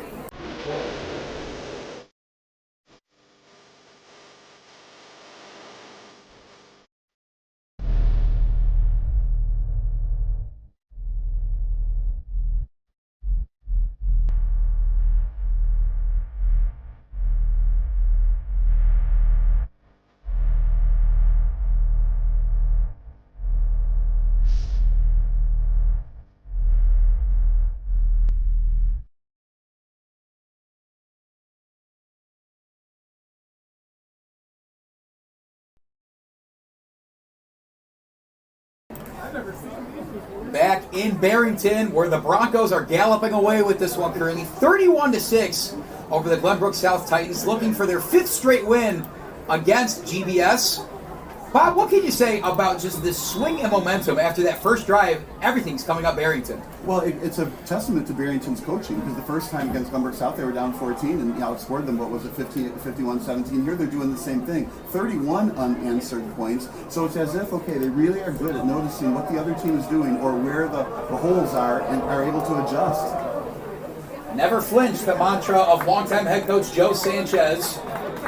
I think as credit to as talented as these players are, which they certainly are, you're seeing it for yourself. How about the coaching, the discipline, and just the execution they've exhibited all game? Well, or all year, or then you keep going every year. Going back to that kickoff, I was kind of joking that he wasn't just trying to kick a extra point. He was trying to kick the ball over that fence that says, Barrington, Broncos over there, Barrington Phillies, or whatever it is over there. And I can't help but. You got the Broncos galloping away. I mean, I think you deserve an award for that one. Oh, stop it. Nothing special. 1st and 10 for the Titans, trying to get back on track. Ball's handed off to Josh Bernardi. He'll muster a couple yards as the temperatures dropped here in Barrington. We got some rain on the field. Maybe we'll go more of a ground game. But at the same time, if you're the Titans, time is now to air that ball out. I didn't notice, right? If you look up at the lights, there is a bit of rain. Of course, our videographer is outside getting a little bit wet. So hopefully the camera equipment survives. Fullback dive in this one. Great push from that offensive front. He's going to get close to the sticks after he stood up near the 30-yard line. It'll be 3rd and about 2 for this Glenbrook South Titans team. Again, you look back at their stats from last week, the 27-14 playoff win against Paducah. Bonvecchio, 13-21, nearly 200 yards passing and a touchdown. Parker Ward, his main target, had 6 catches, 120 yards and a touchdown. A couple other guys with the stat sheet filled up. On 3rd and short, they will give it to one of their main guys. That is 22 again, Bernardi. They get another first down here. How big is that to not go 3 and out and at least move the chains once to give yourself something in this game? That's so the right question, right? Because what happens is teams get behind and then they start looking at the scoreboard and they realize, oh my gosh, we're 25 points behind. But the reality is what you need to do is take it play by play, gain X amount of yards on that play, then get a first down, move the chains, then move the chains again, then get 1 score. Okay, now go play defense 1, set of downs at a time. Don't panic at the score. Another running play, pinballing around in there. I'm sure who the ball carrier is, but that Barrington defensive front has shown up big time. Of course, they are headed by Charlie Ploder, 6'3", 225 defensive lineman. We've mentioned his name all night. 0-4 is the 2-way offensive lineman who will be going to Northwestern to block for the Wildcat quarterback up there. But a lot of these defensive linemen deserve some credit. Kane Switzky here on the near side coming up big as well. 2nd down, ball's passed and it is caught. First completion for Glenbrook South seemingly in a long time. And they went back to their bread and butter. Colin Davis received a lot of touches tonight. Well, and we talked about it earlier, too. It seems like the Glenbrook South does well when the plays are scripted from the beginning of the game, and then as the script goes away, the plays that happen after that are not as successful. So I can't help but think when you go back into the halftime, if you begin to script those plays again, perhaps you can get downfield. You're down 25 points, so if you get a touchdown, and, well, that's where you got to start. Bonvecchio under center, man in motion. They'll hand it up the gut. Not much brewing there for the Titans. The run game has been the best and the worst for them tonight. At least they're still moving the ball forward. I'd like to see them move the ball more on the arm and then the legs of Bonvecchio this time, as opposed to try to earn it on the ground, 3 yards in a cloud of rubber pellets that are all wet. Yeah, Woody Hayes said 3 yards in a cloud of dust. I don't think he was introduced to AstroTurf when he made that quote in the 1960s. 2nd and 8 for the Glenbrook South Titans. They're near midfield and looking to go much further. Bonvecchio, play action, rolls to his right, looks for a target, has him. Parker Ward, it's caught. It is not caught. The bobble, maybe the water of the rain coming down to affect that. I was just going to say that myself. He didn't catch it. It was in his hands, maybe a tad underthrown, but what do we want? Perfection, right? In his hands, should have caught it. It defended well when he had it in his hands. We have to blame this on the wet football. Unable to hold it in, Parker Ward, the senior wide receiver, Well, again, the last time these two teams faced off, had nearly 150 yards and 8 catches and gotten in the end zone twice. He has the lone touchdown for the Titans here. And Bonvecchio knows where number 15 is at all times, wants to get the ball to him. With the clock at about 7.5 minutes to go, certainly will look to do so. Bonvecchio again throws it deep, has a man through the hands again. The weather really playing into it this time. And on that far side, wanting to receive the ball, that is number 81. That is John Lawrence, only his second target of the night. Yeah, fourth down, probably have to punt. I would like to have seen him, if you're going to go deep again. Now, I don't know that going deep for a 30-yard pass is the right thing to do yet, but on the right side, again, Ward was one-on-one, and I'm thinking, you run that same play. Now, the play right before it, on the rollout to the right, I also felt that Bonvecchio could have run and gained the yards there. He was essentially all the way around the edge, but obviously Ward was open and threw it in his hands, didn't catch it. But, I mean, Glenbrook South, even though they're punting here, they have to have some encouragement in that. It looks like the offense is working. Just got to get the ball completed. Barrington cautious of the fake punt. The ball is booted away to be received by Barrington. It's Brooks Howard. Makes a man miss. Flag is thrown. Brooks Howard's still running, and he'll be brought down, but some laundry on the field. Looks like this one's going to be a longer field to work with for the Broncos. Yeah, 2 flags. I think you nailed it. It's going to be a longer field at the end of this. It's going to be a longer field, whether it's offensive holding, a legal block in the back, which we saw earlier.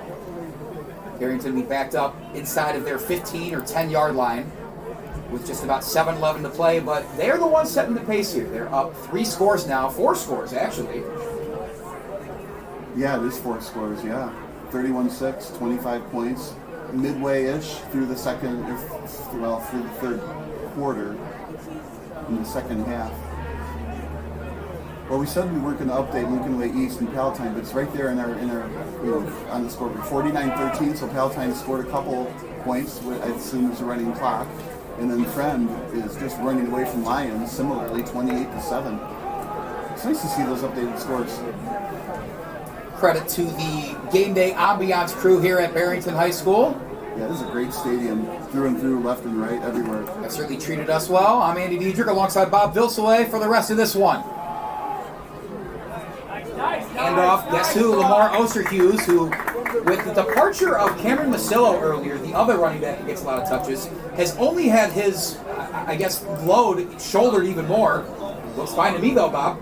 Oh yeah, he's doing great. But that's what Glenbrook South has to do. You know, the first key that we talked about after halftime is stop him, stop that run first. Force Barrington to a passing offense where, a sack, an interception, something, bad can happen. Glenbrook South is going to need turnovers. It's 25 points with a quarter and a half to go. You're not going to easily get 4 scores without Barrington having something to say in the middle of that. So you need a turnover. From their own 15, T-pass will throw. Throws into the crowd. Is it hauled in? Glenbrook South says no. The referee's discussing this. The entire Titans sideline indicated it was an incomplete pass. They're saying he caught it. The referees disagree. First down, Barrington. What a diving snag on that far side. Another usual suspect, Austin Coles, the junior. There was one player on the Glenbrook South side who was, waving his arms, saying, "No, it's no catch, it's no catch." But I think the rest of the Glenbrook South team knew it probably was a catch. Otherwise, he would have had the whole sideline saying incomplete. So first down at the 40. Go Broncos! T-pass, another play action. Still looking to throw. Had a man in the seam, was closely guarded though. Vince Precos on the coverage of Jackson Harris. And that goes to show how close defensively you have to play to be able to knock that pass down. When we were little playing football in the park, you could stay off your receiver by 10 yards, and the quarterback throws the ball up in the air for a long time, you run and intercept it.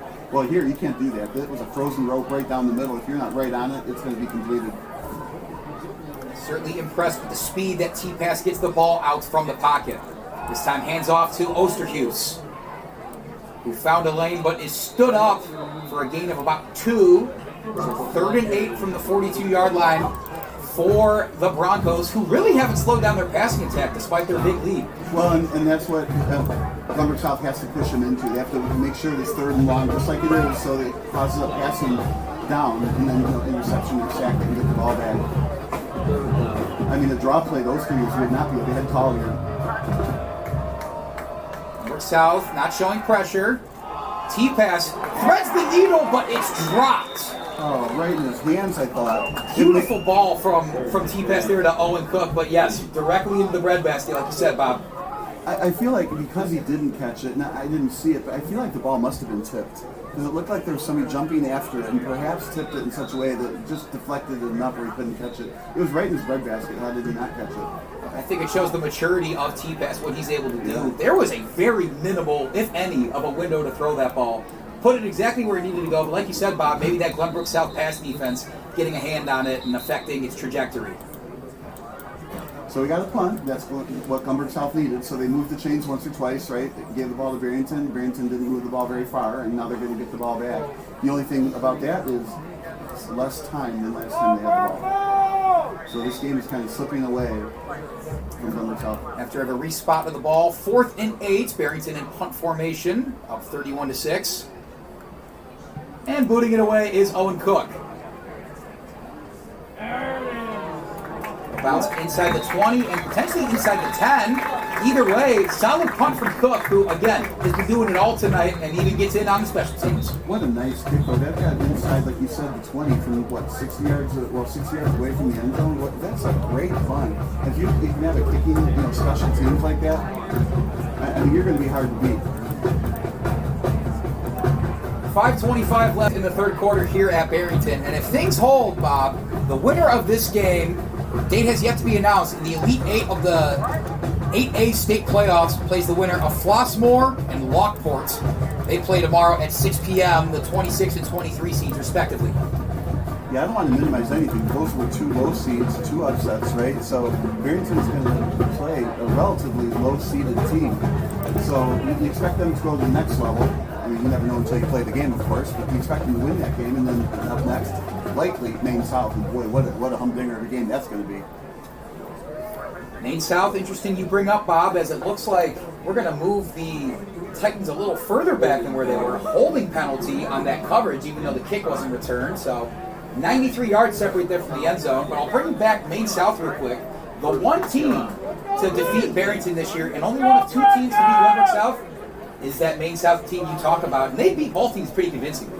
Yeah, Jamison Purcell, what a quarterback. I remember we announced for him last year, and early in the year, I didn't know he was going to be as good as he was. And we were just watching a wondrous quarterback starting a career out. JoJo Webby, who saw a lot of early success, gets the call there. Gain of about 8 yards. The sideline stick guy still struggling. He says it's 3rd down when it's certainly 2nd. There he goes. He fixed it. I think it was more yards than I thought. That was good ground game.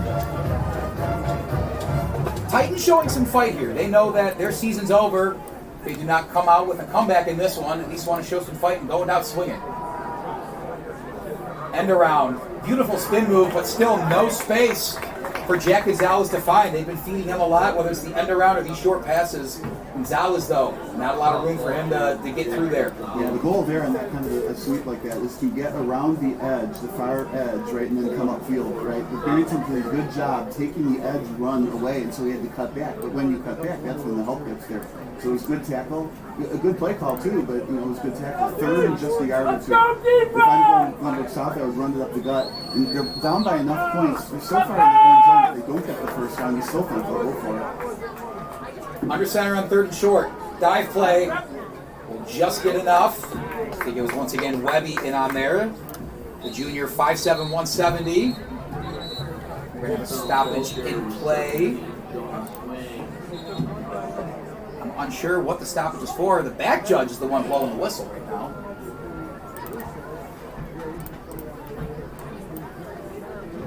But we're having a conversation with Joe Sanchez. And Joe Sanchez has been at Barrington for 20 plus years as a staple in this community. He's actually recently become the winningest head coach in this conference's history. He's been awarded the 2025 Randy Walker Doing Great Award. Randy Walker, of course, the longtime head coach at Northwestern. The award's given to a coach that not only wins on the football field, but wins in the classroom as a positive influence, and most importantly, a coach. Meanwhile, they did give him the first down. Not sure what the stoppage was for, but the Titans still moving on, if at all. Another run there. This time it's number 22, Josh Bernardi, alternating carries with him. Webby, and Jonas Wang. Another great first down run there, Bob. Yeah, it was a big chunk down to just a yard or two, but I'm thinking that Glenbrook South with those chunk yards on the ground, 9 yards to the crack, I almost feel like Barrington can give that up the rest of the game and still win with the lead that they got. So I feel like Glenbrook South needs more. How can you expect more than a 9-yard run on the ground? South keeps it under center after airing it out to start this game, but they're getting some solid gains in the ground, fighting for some more yardage, and getting almost past the 40-yard line. In fact, how about this yards after contact from the Titans? Yeah, I almost got the picture that Barrington thought he was stopped, the forward progress got stopped, but the whistle didn't blow, and then when the whistle didn't blow and then continued to not blow, then it was almost like, okay, no whistle, we're going to keep pushing forward, and Glenbrook South did a good job, did a lot of yards after that contact. I mean, almost all of that was yards after contact. 1st and 10 from their own 41. This time they will throw it. Bonvecchio, all the time in the world. Flat is brought down, pushed out of bounds. Making that catch is Jack Gonzalez. A flag thrown late, just as Bonvecchio was releasing that football. Yeah, the play here, they were sending Ward down deep, and he was double covered, so he had to check down and check down Gonzalez over in the flat. So again, another good quarterback, Bonvecchio, running through his progressions. Stayed in the pocket a long time. I feel like maybe again you could take off and run to the left side because Gonzalez was open on the right, but it just felt like run to the left on that one. But the big key there is Ward was double covered downfield. Flag is picked up, no call received, so the ball's actually being moved forward significantly. Yeah, I was going to say, this doesn't look picked up. It looked like they're calling some kind of unsportsmanlike contact. I didn't see the referee here. It was roughing the passer. So 15 yards, roughing the passer. Indeed, a personal foul against Barrington. Bonvecchio had a decent amount of time to throw, and it looks like the rush got there a bit too late. So Glenbrook South, some of their best field positions since the first quarter, find themselves on a 1st and 10. Bonvecchio is blasted in the backfield. Barrington sprinting back there, sharing the sack. We'll credit it to number 56, Jackson Werner. And we'll give it to number 99, Charlie Ploder. What an explosion through those holes in the offensive line to get the quarterback there. They picked the right time to rush 6 players, right? So Glenbrook South sent 4 receivers all deep, and there were no check down receivers, and there was no hint of the blitz coming, so you couldn't call an audible and send the running back out into the flat or something like that. So, and the tight end, there was no open tight end. That sometimes when there's a blitz coming, the tight end to take 2 steps off the line, and you can just flip it to there and go forward. But there was no outlet pass for Glenbrook South on that play. Barrington could not have picked a better play to blitz on. Bonvecchio, no chance to escape there with this athletic and scary Barrington defense bearing down on him. This time he'll throw, and it's caught through a tight window. Impressive pitch and catch there. Number 81, John Lawrence, his second catch of the night, is enough to make the 2nd and long, a fresh set of downs. I didn't even see that receiver. He was so blanketed. There were 4 defenders around him. Obviously, he was ahead of the defender by not by much, but you hit it on the head. Tight window, great completion, a real strong throw. Having that chemistry between quarterback and wideout is so crucial to beat a zone coverage like they just saw from Barrington. So now Glenbrook South inside the 30 for the first time in a long time. And Bonvecchio's going to chuck it again. Over the hands, out of the reach, Jack Gonzalez continuing to get targets. I know they didn't connect on that one, but Glenbrook South, what they're able to do between quarterback and wide receiver, Parker Ward, the number 1 target of Andrew Bonvecchio, said himself that there are quarterbacks and receivers that play in 8A that are 3- and 4-star guys. We don't have that. But our chemistry is off the charts. That's what leads to our success. That's our biggest strength. I think we saw it in that last completion to John Lawrence. Some other big plays we see tonight from the Titans. Well, I think Barrington figured that connection out too, and that's why they're double covering Ward. Although, yeah, here he is. He's being single covered by the cornerback with safety help over the top. So watch the ball, boys! Very quiet night from Ward after that early touchdown. He was responsible for all 6 of the Titans' points. Bonvecchio has to roll out. Cannot escape. Relentless is this Bronco defensive front. Good time for a sack, but there was no blitz there. It was just the defensive line, the 4 players. It was interesting how they did it. So Surge was on their right, so Bonvecchio's left, so he just rolled to the right, and there's nowhere to go. So all 4 players got past their offensive line and just a bull rush. Credit to all 4 of those linemen getting in the backfield and probably all sharing the sack there. Quarter sack each, right? 0-4s, Jackson Werner, Cameron Shields, and Charlie Ploder. That's not the first time they've gotten that significant pressure, let alone a sack, on Glenbrook South, only rushing 4.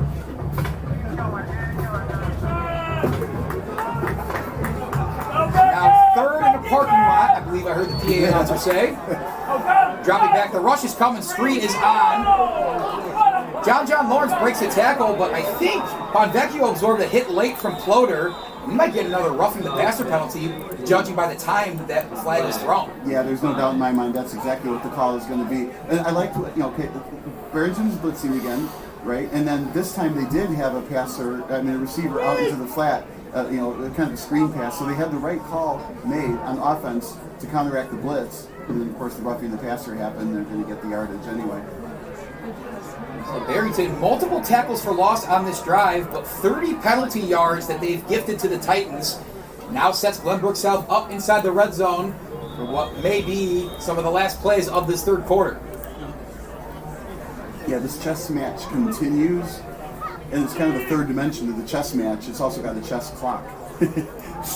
So the chess clock is ticking down to 11 seconds to go in the 3rd quarter here. Spoken like a true grandmaster, Bob. 1st and 10 from the 18. Bonvecchio wants to throw, and will, way high and out of bounds. 0s around the clock, so that will do it for the 3rd quarter. Only 3 points in this quarter for the Broncos, but it's really all they need at this point. They now lead 31-6 heading into the final 12 minutes of this one over the Glenbrook South Titans. Stick with us for the 4th quarter, folks. You're watching IHSA Football on NFHS Network.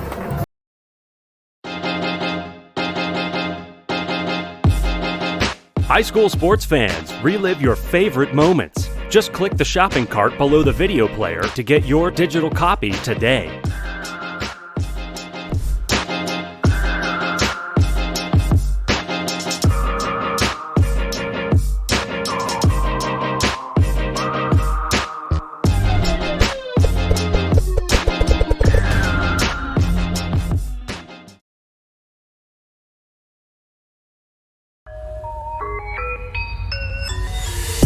This is heart.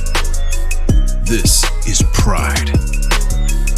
This is community. This is high school football.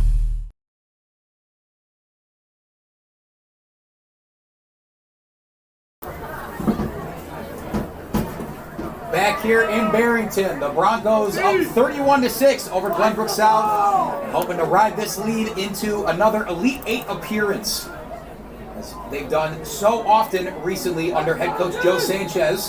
Glenbrook South trying to put a dent into this lead.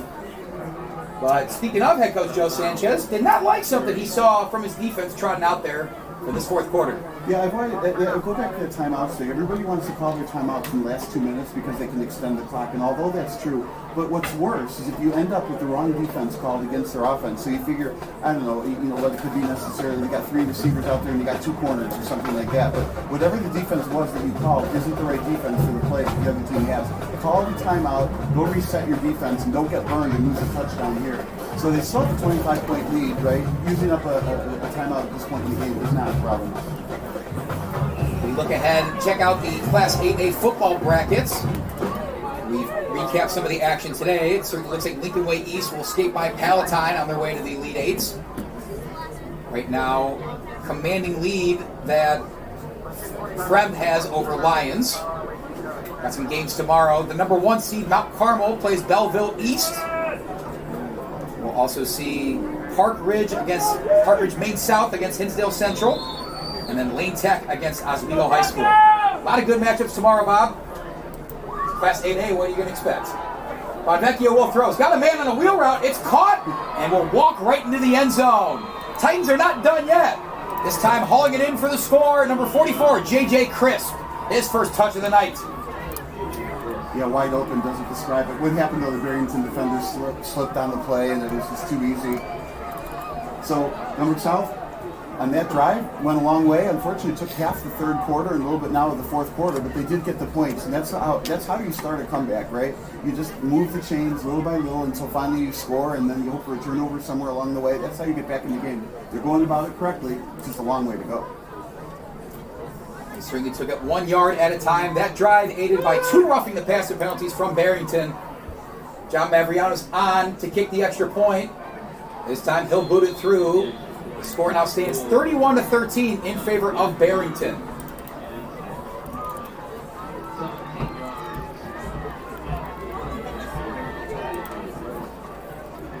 Barrington's offense will get the ball back with a chance to increase their lead. We saw them air the ball out a significant amount in that third quarter despite the large point advantage they had. Do we see more of that here? Or does Joe Sanchez trust his running back, his star running back, in fact, Lamar Osterhus, to just take care of things on the ground?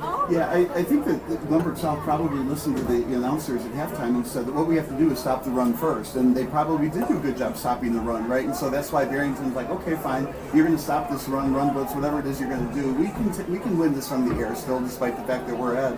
We're not concerned about running up the score. That's not the issue. The issue is we want to hold on to the ball for a long time and go downfield ourselves. If you're going to take the run away, fine, we're going to pass. It's nice that the coaching staffs listen to the announcements. Right? I'm glad we're listening to somebody, because I think if a coach listened to me and you, what would they be, 0-10 right now? We're not that bad, are we? In football, perhaps. Mavrianos takes aim. Barrington bringing some more personnel up close to the kick here, guarding for the onside. Glenbrook South will elect to just squib it like they normally do.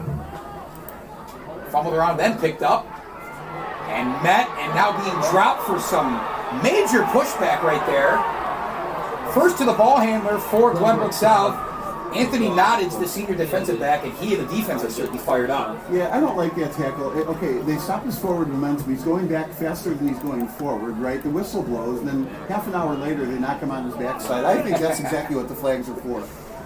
Not for, the line, the little illegal procedures or the false starts. I think that's what the flags are for.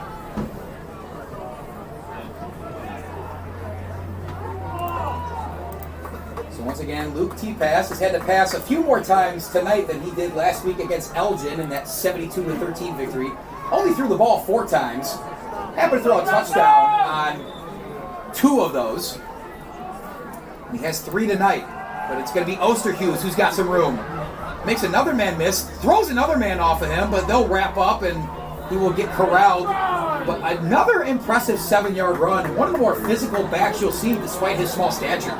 Yeah, another flag, so somebody hit somebody late. But, back to the run, he doesn't just spin, he spins with strength. Fighting all the way, pushing the tackler back off, spinning, using the forearm to push the tackler off, spins, and jumps up out of the arm tackles, and just a terrific runner. The referee's discussing, we discussed dinner last time. Get a brunch tomorrow, perhaps? It's warm enough, not sure. What'd you see, though, Bob? You think it was some sort of late hit, some more extracurriculars going on there? I think there's some additional blocking, so I wouldn't be surprised to see this actually against Barrington, because it looked like to me that they saw that Osterhaus was fighting for some yards, so they put in some late blocks, to try to perhaps clear some space for him to get loose and keep going. But I didn't actually see the offending hit. There it is. It looks like it's going to get called against Barrington, so it could be that. Look, it sounds like it's likely to be that, unless, of course, you listen to the fans that are right in front of us, the Barrington fans. But so this is going to get pushed back, I think. He's taking an extra long time to make this call. 11:30 on the clock in this fourth quarter. Clearly multiple brunch choices to make the choice from. We'll go ahead and rewind. We talked about Barrington's playoff success in years past. They lost to Warren in the second round last year. They made the state semifinals 2 years ago, though. This time, we'll talk about the color. That personal foul actually goes against Glenbrook South.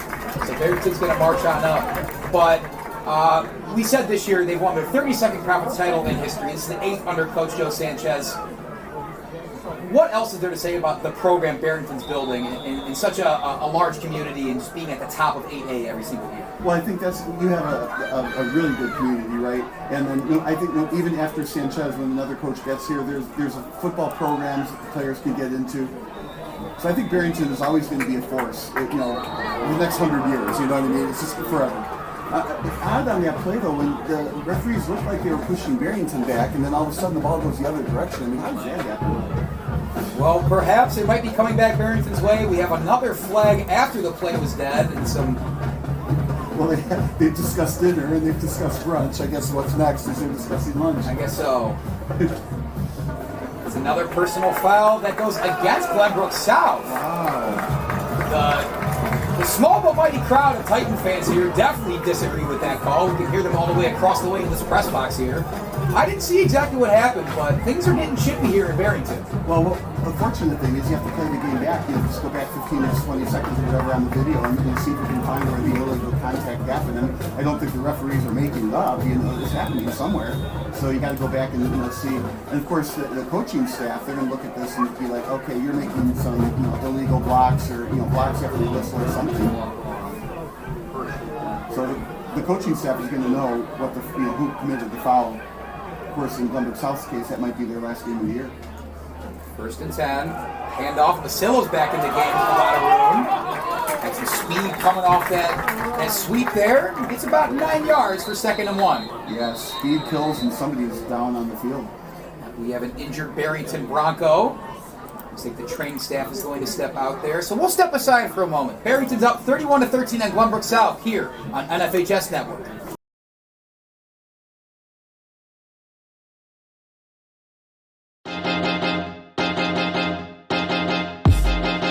High school sports fans, relive your favorite moments. Just click the shopping cart below the video player to get your digital copy today.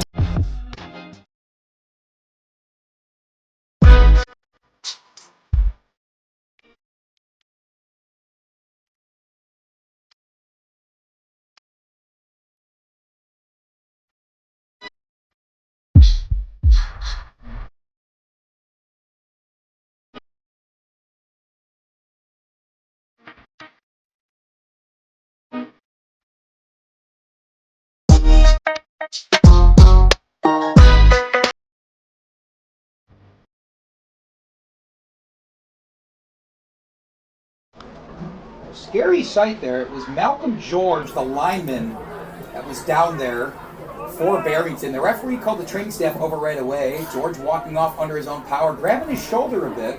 But the junior seems to be all right, Bob. That's good news. He wasn't jogging off, though. He was walking off.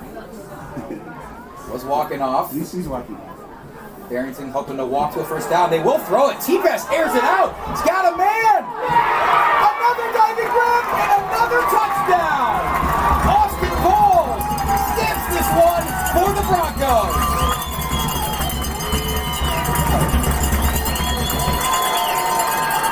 Absolutely a great catch in the end zone. T-Pass was decked while he was throwing the ball and still had all the mustard he needed on the pass to get it into the end zone.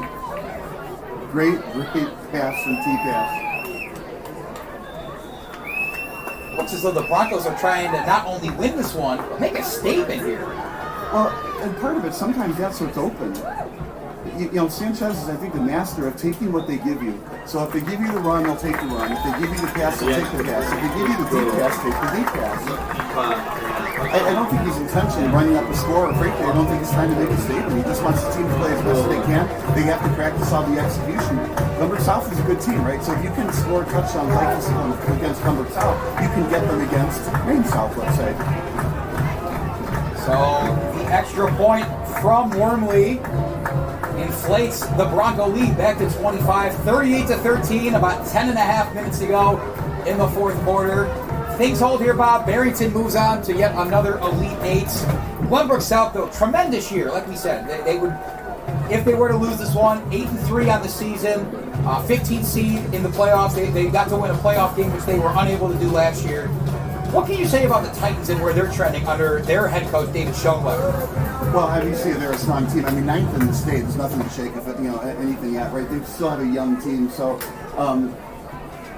I mean, they're going the right direction, well-coached team, and unfortunately you run against Barrington. And the thing about football is you only get one winner at the end, not one winner per class, right? But if you remember in the old days in football when it was bowl games, the cool thing about that is half the teams would win the last game of the year and half would lose. But here with all these playoffs, everybody loses except for one team. And Glenbrook South has nothing to be ashamed of. They were 8-2 on the season. Now it looks like one more loss at the end, but they are a very, very good team going the right direction for sure.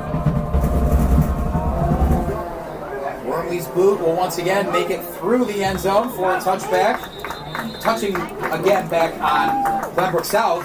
David Schoenweber's their 10th year head coach, and this means so much to him and this entire team. He was a former stand-up quarterback at Glenbrook South under his father, and he now has been at the helm for a decade.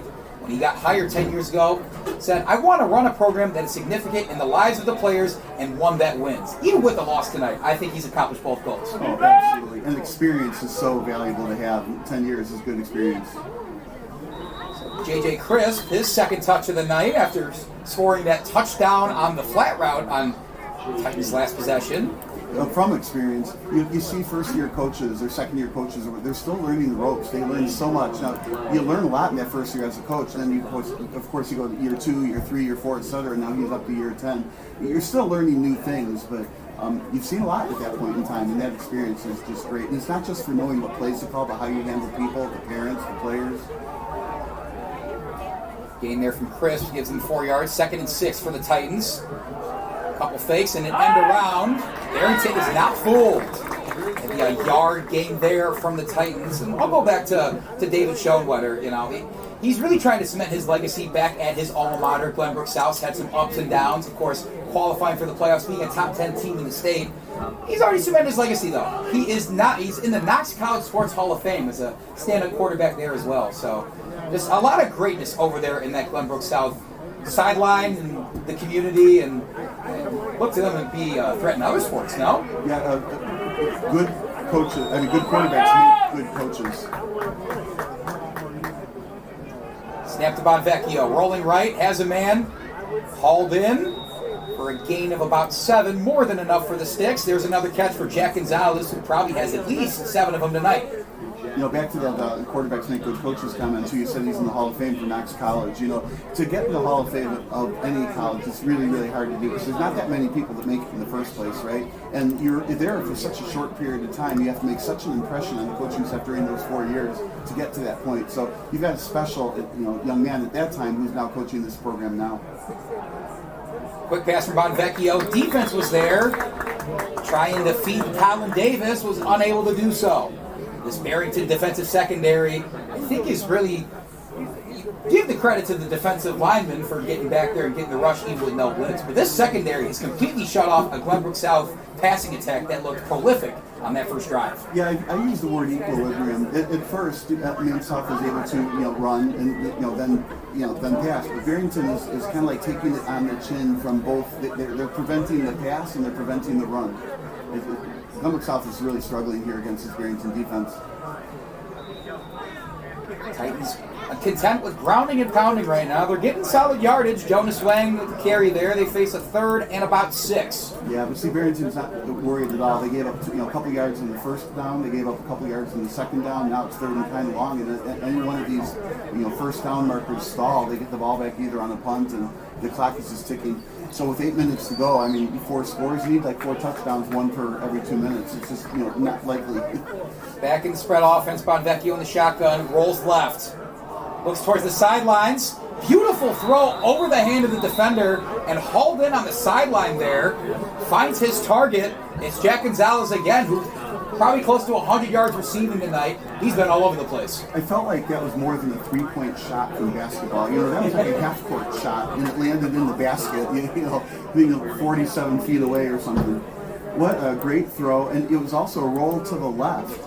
And that's hard, because you roll to the left, you got to get your left foot forward, you're throwing across your body perhaps, and what a great catch. I think this is more of a basketball expression. They say good D, better O sometimes. Yeah. And I think Bonvecchio showing his prowess there. They'll have a fresh set of downs in Barrington territory. They'll look to throw again. Had a man in the seam. Can't find the chemistry with Colin Davis there. 2nd and 10. Yeah, he needed another, quarter second before he launched it. Davis was going to be open, but he had to get rid of the ball sooner. The good thing about that throw is put in a spot where nobody but his only receiver could get it. So, safely on the ground, 2nd and 10. Yeah, what you don't want, okay, you're down by however much, right? Don't push to try to, thread a pass because you feel like the game is, frittering away. Because if that's a turnover, interception, you lose the game a lot faster. 7:48 on the clock. 38-13, Barrington leads. Glenbrook South, last gasp effort to get back into it. Handoff straight ahead. A face mask looks like it's going to be called there. JoJo Webby had his helmet grabbed. On the far side of the field, some more pushing and shoving. Yeah, Gonzalez looks like he landed on the defender from Barrington and decided, I think I'm just going to stay here and block you to the ground. Sometimes the offensive receivers want to do that because they get beat up on they're always catching the ball and you getting tackled. So here's his chance to block return the favor, so to speak. And we're going to get some yardage here. Face mask is the call going against Barrington. So 15 yards, moving the chains for Glenbrook South. That is now about, I believe it's the 3rd personal foul in these last 2 drives that they benefited from Barrington. It's really helped them move the ball down the field. It has, but I also like that the referees are calling them. I'm a fan of not too much laundry, but you cannot let the game get out of hand, right? You got to call those personal fouls. You can't be like, well, it's a lopsided score. If their ball, don't call it. No, you need to. Bonvecchio pump fakes right, goes to the end zone. Hauled in. Touchdown! Glenbrook South's not out of it yet. Jack Gonzalez continues his big night with an impressive catch over his defender. And the Titans still with some life left on that sideline. I like that pass play, though. It was a double move, right? So you run to the right, the quarterback fakes it, the defender sees that fake, and then bites, and then the throw gun goes deep behind him. What a perfectly executed double move pass deep to the right. Bonvecchio with the pump fake, wanted it all, with Jack Gonzalez being his main target tonight. On attack on the extra point, nearly blocked, but it is Mavrianos able to put it through this time.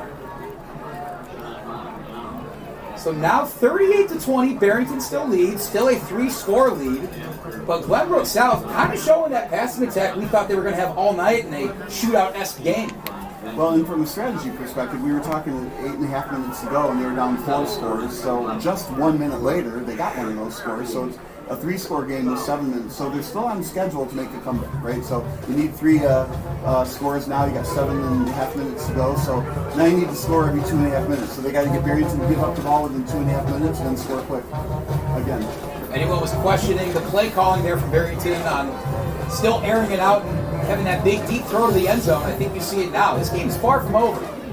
Yeah, you hit that on the head. You're probably right. There are probably people in the fans in the stands saying, oh gosh, Barrington, they're running up the score. Oh, this is why they need to stay aggressive. Even when you're up by X number of points right in the 4th quarter, you got like 2 minutes to beat the clock or whatever. Teams run to keep the clock running. I can't help but think that a couple of short passes, they can go. First off, it's high percentage being completed, right? You can run for yardage after the catch. I feel like maybe in modern football probably shouldn't run always to beat the clock up. So now Mavrianos, the kicker, certainly looks like Glenbrook South's ready to onside this one. Yeah, it looks like it. And they do. Caught off a hop. That looked like a shortstop making a crazy play away from his body. Yeah, and it was solidly in his hands. Right? He caught the ball with both hands. It was over his head. There were not going to be any more crazy hops. So nice grab. Now that puts the ball nearly midfield, but about the 45-yard line for Barrington. But you're not too concerned about where Barrington gets the ball. Now the question is you've got to be able to get it back. With the hands team in there on the outside, and the hands of Jackson Harris with quite the snag there. Now we haven't seen the turnovers, right? So that's been a very turnover-free game. So we had a turnover on downs. We've had 1 interception from Glenbrook South on a ball that really shouldn't have been an interception. Kind of a crazy tip pass that was hauled in by Nick Marin of Barrington secondary. Yeah, I still would like to see a replay of that. He looked like we got him early, but we'll look later. Handoff Basillo on the sweep. Big hit and fell on. looks like that defensive front from Glenbrook South is also not done yet either. Yeah, and you can hear the Barrington, the Glenbrook South players on the far side cheering that kind of a tackle. So they're still in it, or at least they feel like they're still in it. And they get the ball back here. We were talking about every 2.5 minutes. So if they can't get a first down, the clock is running. And they still have 4 receivers, so it doesn't look like they're trying to run the clock out either. Barrington is still staying very offensive-minded. The Broncos are in the pistol, motion coming in. They will throw. Hauled in, even though it's behind his body. Austin Cole's adding to his spectacular day already. Well, we were talking about he's the number 1 receiver. It was a great reception. That ball was thrown behind him with some speed on it. Player down on the field. But anyway, that was thrown with some speed. This could be one of those more serious injuries. And it looks like we have a Bronco down on the field, so we'll step away as the training staff attends to him. 38-20, Broncos lead here on NFHS Network.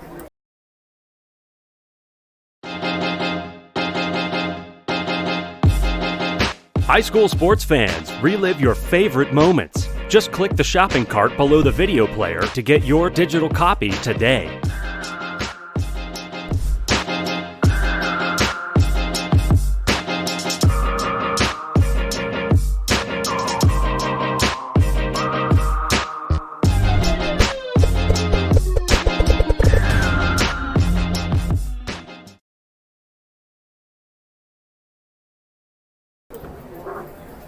Number 88, Thomas Piatek of Barrington was down there, but the senior tight end got to his feet, got to the sideline in a hurry. Looks like he's fine to us.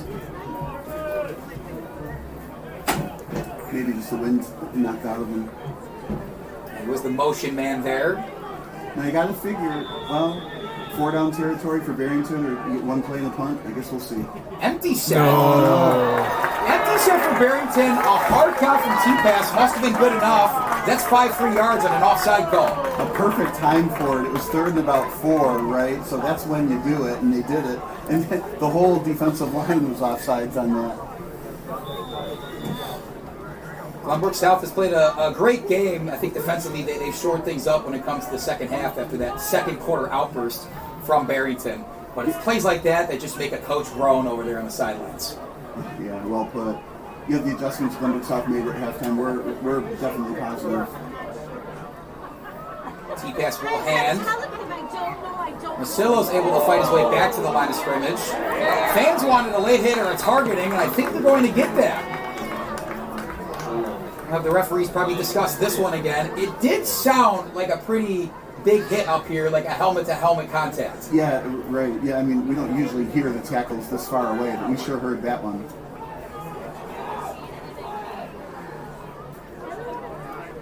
So the referee's talking about it some more. But I like that, too. The referees talk about it, discuss it, and then they finally somebody makes a decision, and then they go with it. I don't like it necessarily when one person makes a bad call, nobody looks at it or reviews it. So they're taking the job seriously, as they always do. Shout out to the referees of the world. Right. They make these games possible and make things happen. Yeah, my experience is, sometimes you get a ref that doesn't make the same call, they're picking it up. Sometimes they make a bad call, and sometimes they don't, right? But what you like, they're not biased. They're not hoping for one team or the other, unless, of course, it's the WNBA or the NBA. Right? No, that's different. Of course, kidding. At least I hope I'm kidding. This isn't legal advice if you're listening, guys. Yeah, right. Don't listen to them. 2nd and 10 after the flag was picked up and no gain from Masillo.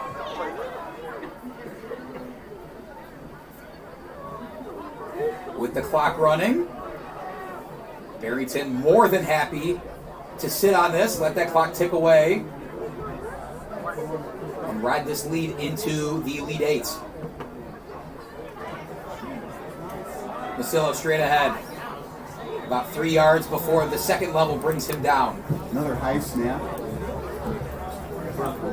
There is one thing to nitpick about this Barrington team. There have been a fair amount of high snaps today from the center who had his number. There he is. Number 62, Jack Needon. Oh no, you finally found him. Well, in all honesty, the entire offensive line, shored by Owen Force, who's going on to block at Northwestern, has been tremendous tonight. There's one thing you can nitpick about that front five right there. Some of those snap balls have not been the best. What I do like about those snap balls, though, is they're crisp. They get to the quarterback quickly. Like there's a perfect one. 3rd and 5. Finding space and a man on a comeback route. Incredible catch, but unable to get his feet down. Austin Coles, who had commanded a lot of attention there on this near side from the secondary of the Titans. Yeah, that was a tough play. The ball was heading out of bounds, so the only way he's going to be able to catch that is if he leaves his feet on the ground, then reaches out to get the ball. Instead, he chose to jump, and unfortunately, the momentum took him out of bounds. 4th down, I feel like they got a punt. They're bringing in what appears to be the punting unit.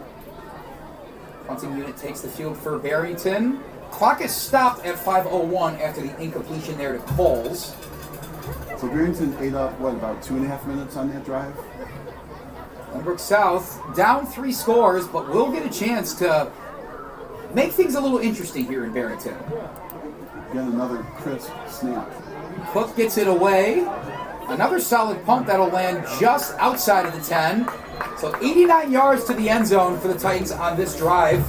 Could be their last of the season if Barrington's defense prevails. Right, very well put. So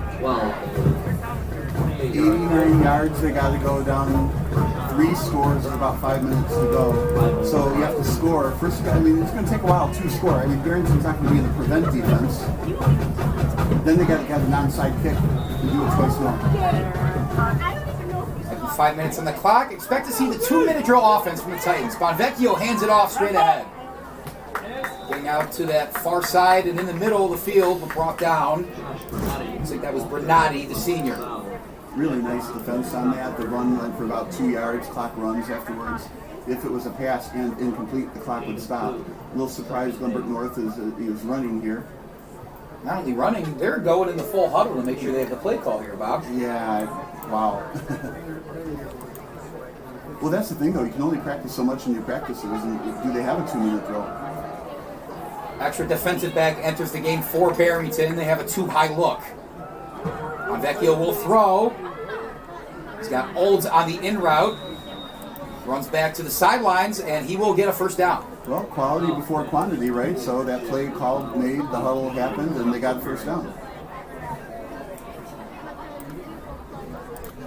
First down. Clock stops momentarily after that first down and let the chains move, but clock will roll now. 4:15 and ticking. Season on the line for the Titans. Bonvecchio, low snap. Rush is coming from the Broncos. Ball over the middle is tipped and falls harmlessly, incomplete. 2nd and 10 coming up for GBS. Yeah, Josh Bernardi was running free as a check down receiver. There was a blitz. Bonvecchio went to the right, but if he had looked back into the middle, Bernardi was wide open. All the other receivers were covered. It was a really well-defended play by Barrington, but obviously Bernardi was running free. So if they see that one again, look in the middle for the check down receiver or running back. 2 wideouts to both sides here. Bonvecchio looking left. Has to escape and finds a wide open Colin Davis. Solid yards after the catch is pushed out of bounds at midfield. With all the defensive backs of Barrington there, GPS finding some space in the secondary. Barrington is a very strong team, both offensively and defensively, but you got to give a lot of credit to Glenbrook South. You can see why they're 8-2. First down. 27-yard gain. Yeah, if Glenbrook South does not pull off an absolutely amazing comeback here. Now, 8-3 on the season. I know this wasn't their best showing tonight, but still, what a tremendous football team and a tremendous season. Well, that's the thing. I think they are actually playing well. It's just that Barrington is a very strong team. Go Broncos! Seems to be their kryptonite for the Titans. This will be their 5th straight loss to Barrington if the result holds. Tipped at the line. Defenders in Bonvecchio's face. We're going to credit Kane Swisky there for getting his mitt on that one. Yeah, and I like Barrington in that spot. Everybody knows that was an incomplete pass that got deflected, right? But you want to make a clear pickup just in case that it's called a fumble or a deflection. When you're somehow just make sure. Always go pick it up. It's a well-coached defense.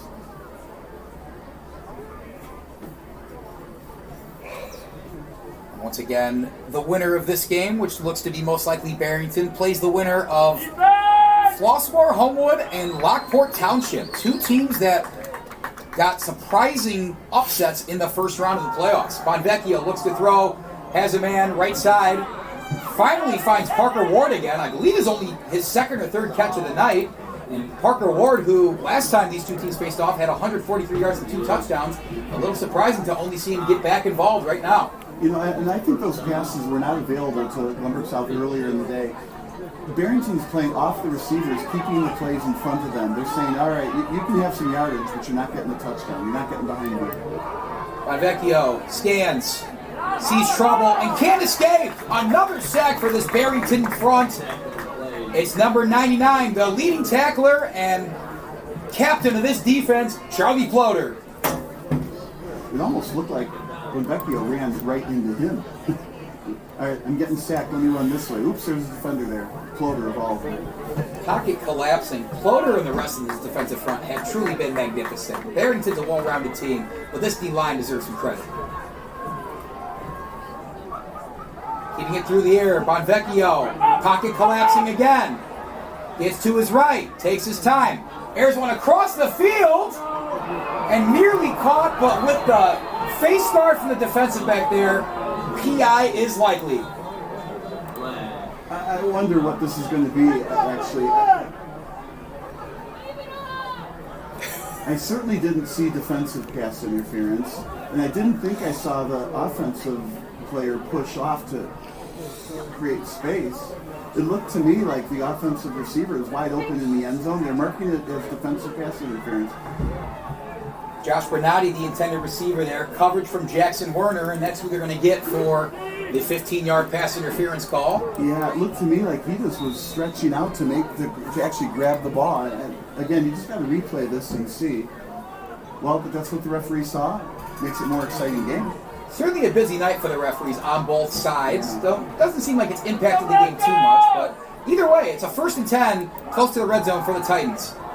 Bonvecchio in the seam. It's gobbled and then picked in the end zone. What looked like a sure touchdown for Jack Hagee turned into a game-clinching interception for the stifling Barrington Bronco defense. That pass is passed perfectly on a frozen rope. Unfortunately, hit him right in the shoulder pads as opposed to the hands. Bounced up off the shoulder, and then the tip practice play we talked about took the ball away. They'll get the ball at the 20, 80 yards away, but that's not what's important. What's important is 2:55 and an 18-point lead to go. So Andrew Bonvecchio throws his second interception of the night. Both interceptions coming off tips on pretty well-thrown balls. And just this stifling and swarming Barrington secondary, I think, has a lot to show in this game's result. Well, like we said, they're a good team, and so is Glenbrook South. And Glenbrook South really did actually play pretty well against a very strong team. I mean, if you were to take this exact same, I'll say, work effort from Glenbrook South, and you played against a different team that wasn't ranked 4th in the state, it could be 38-20 in favor of Glenbrook South. Masilla there, the carry. Looking back at Glenbrook South, they had that loss to Maine South, their other loss this season that wasn't to Barrington. They lost 38-7 back on October 17th. Since then, Glenbrook South beat New Trier 45-0 and had a pretty convincing win in the playoffs against Manuka 27-14. This is a solid football team. That's not a knock on Glenbrook South for losing this game. You said it before, Bob. Barrington's legit. And that's just the unfortunate seeding of the pairings. But when you get late in the playoffs like this, all the teams are good. Bonvecchio wanted to find Coles again on a slant. A little low, pass incomplete. 3rd and 4 for Barrington as we're just about at the 2-minute mark. I'm still surprised to see a pass there when I think a run could just play us out of here. Well, again, I think I'm back to Joe Sanchez. He just takes what they give them no matter what the situation is. And from Glenbrook South's perspective, their 2 losses, Maine South and Barrington, I mean, that's really good company.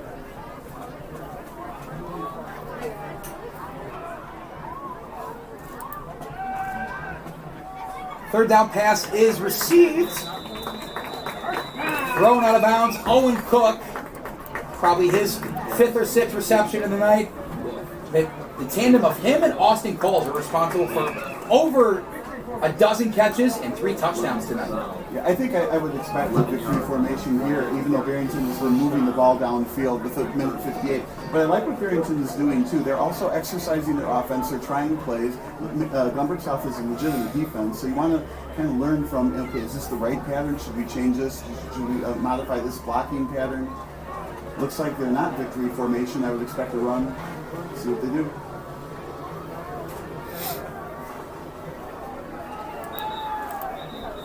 T-Pass looked to hand it off, but it's going to come back 5 yards for a false start.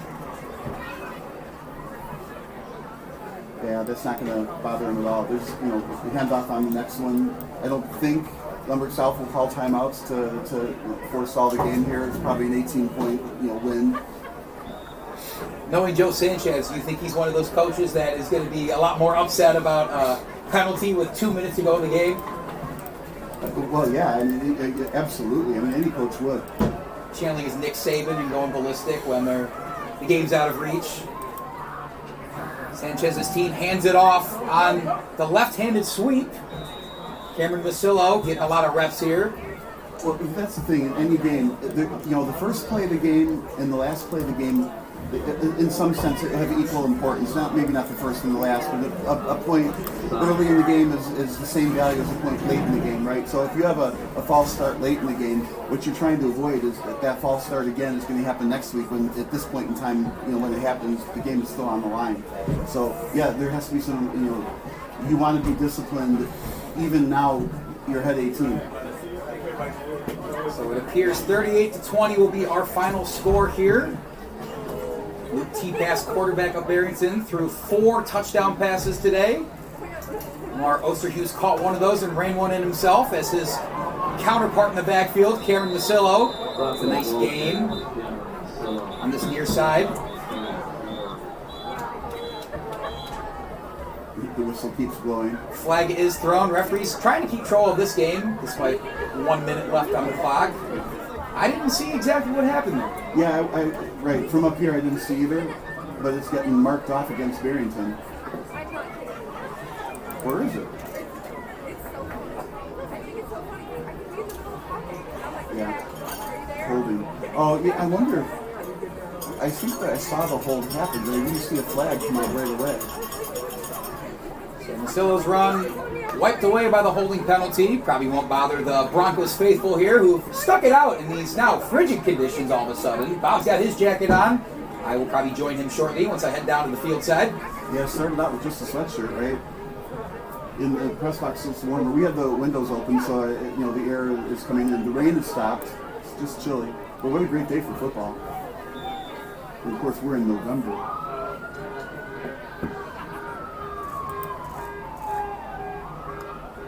Handoff straight ahead out of the pistol for Barrington. Clock is not running right now on the scoreboard. It should be. Probably should be. There it goes. There it goes.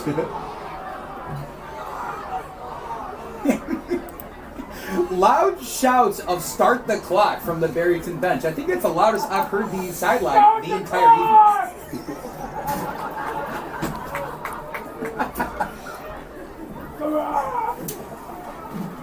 Say what you want about these fans. Maybe they're a little stir crazy from sitting in the weather, Bob, but they're loud and they're passionate.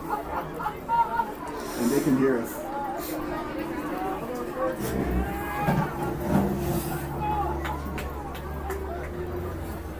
One final snap here in Barrington. Victory formation for the Broncos. T-Pass takes a knee, and that will do it, folks. The Barrington Broncos move on to the Class 8A Elite 8. They defeat Glenbrook South for the second time this year, this time by a score of 38-20. Tremendous season that both teams are having. Glenbrook South finishes the year 8-3. Barrington improves to 10-1. And they have quite the handful to play if they're going to want to continue on this run they're having in the playoff spot. Well, and that's the thing. They got to feel pretty good about their odds next week. Homewood Flossmoor, right, ranks 26. We're seeded 26. Lockport seeded 23. Barrington on this half of the bracket seeded number 2. So They got to feel pretty good about getting to that next step. What a great game played against a very, very good Glenbrook South team. Both teams are good. 8-2 was Glenbrook South. Now they're 8-3, and Broncos have gotten to 10 wins this season, 10-1. What a fantastic season they're having. Credit to both teams on a hard-fought season. But as great of a performance this was from the entire Barrington team, if we had to pick one player of the game, give it to the man under center, Luke T-Pass. 4 touchdown passes, a lot of other great plays that kept his team in it when they were down early, and they come out with a convincing win in this one. Final thoughts from Barrington, Bob. What else you got? Honored to be here. What a fun game. I'm glad we got to watch this game between these two good teams, number 4 and number 9. The score was a little bit lopsided, but it's still a good game. Well played by both teams. It's fun to be here. Congratulations to Barrington.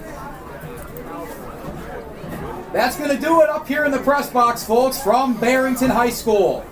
We're going to have our post-game interview with our player of the game coming up shortly. But for now, for our entire crew at NFHS Network, Bob Vilsaway, my name's Andy Diedrich, saying so long. We'll see you on the field.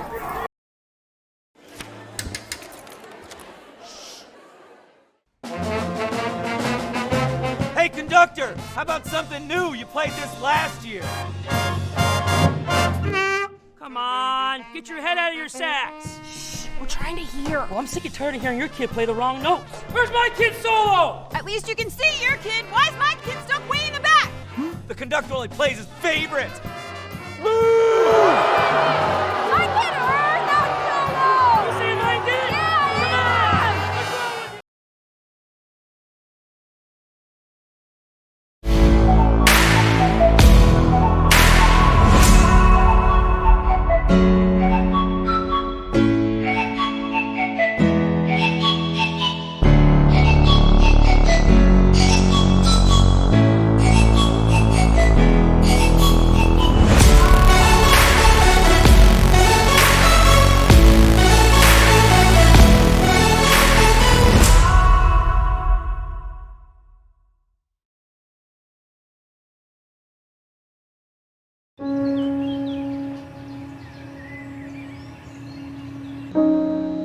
This high school gym used to be packed most nights. Not anymore. Do you know why? Because bad behavior by fans, especially adults, has caused a shortage of game officials across the country. You see, without officials, we can't have sports. Don't let this become reality. It's time for a change. Let's bench bad behavior for good.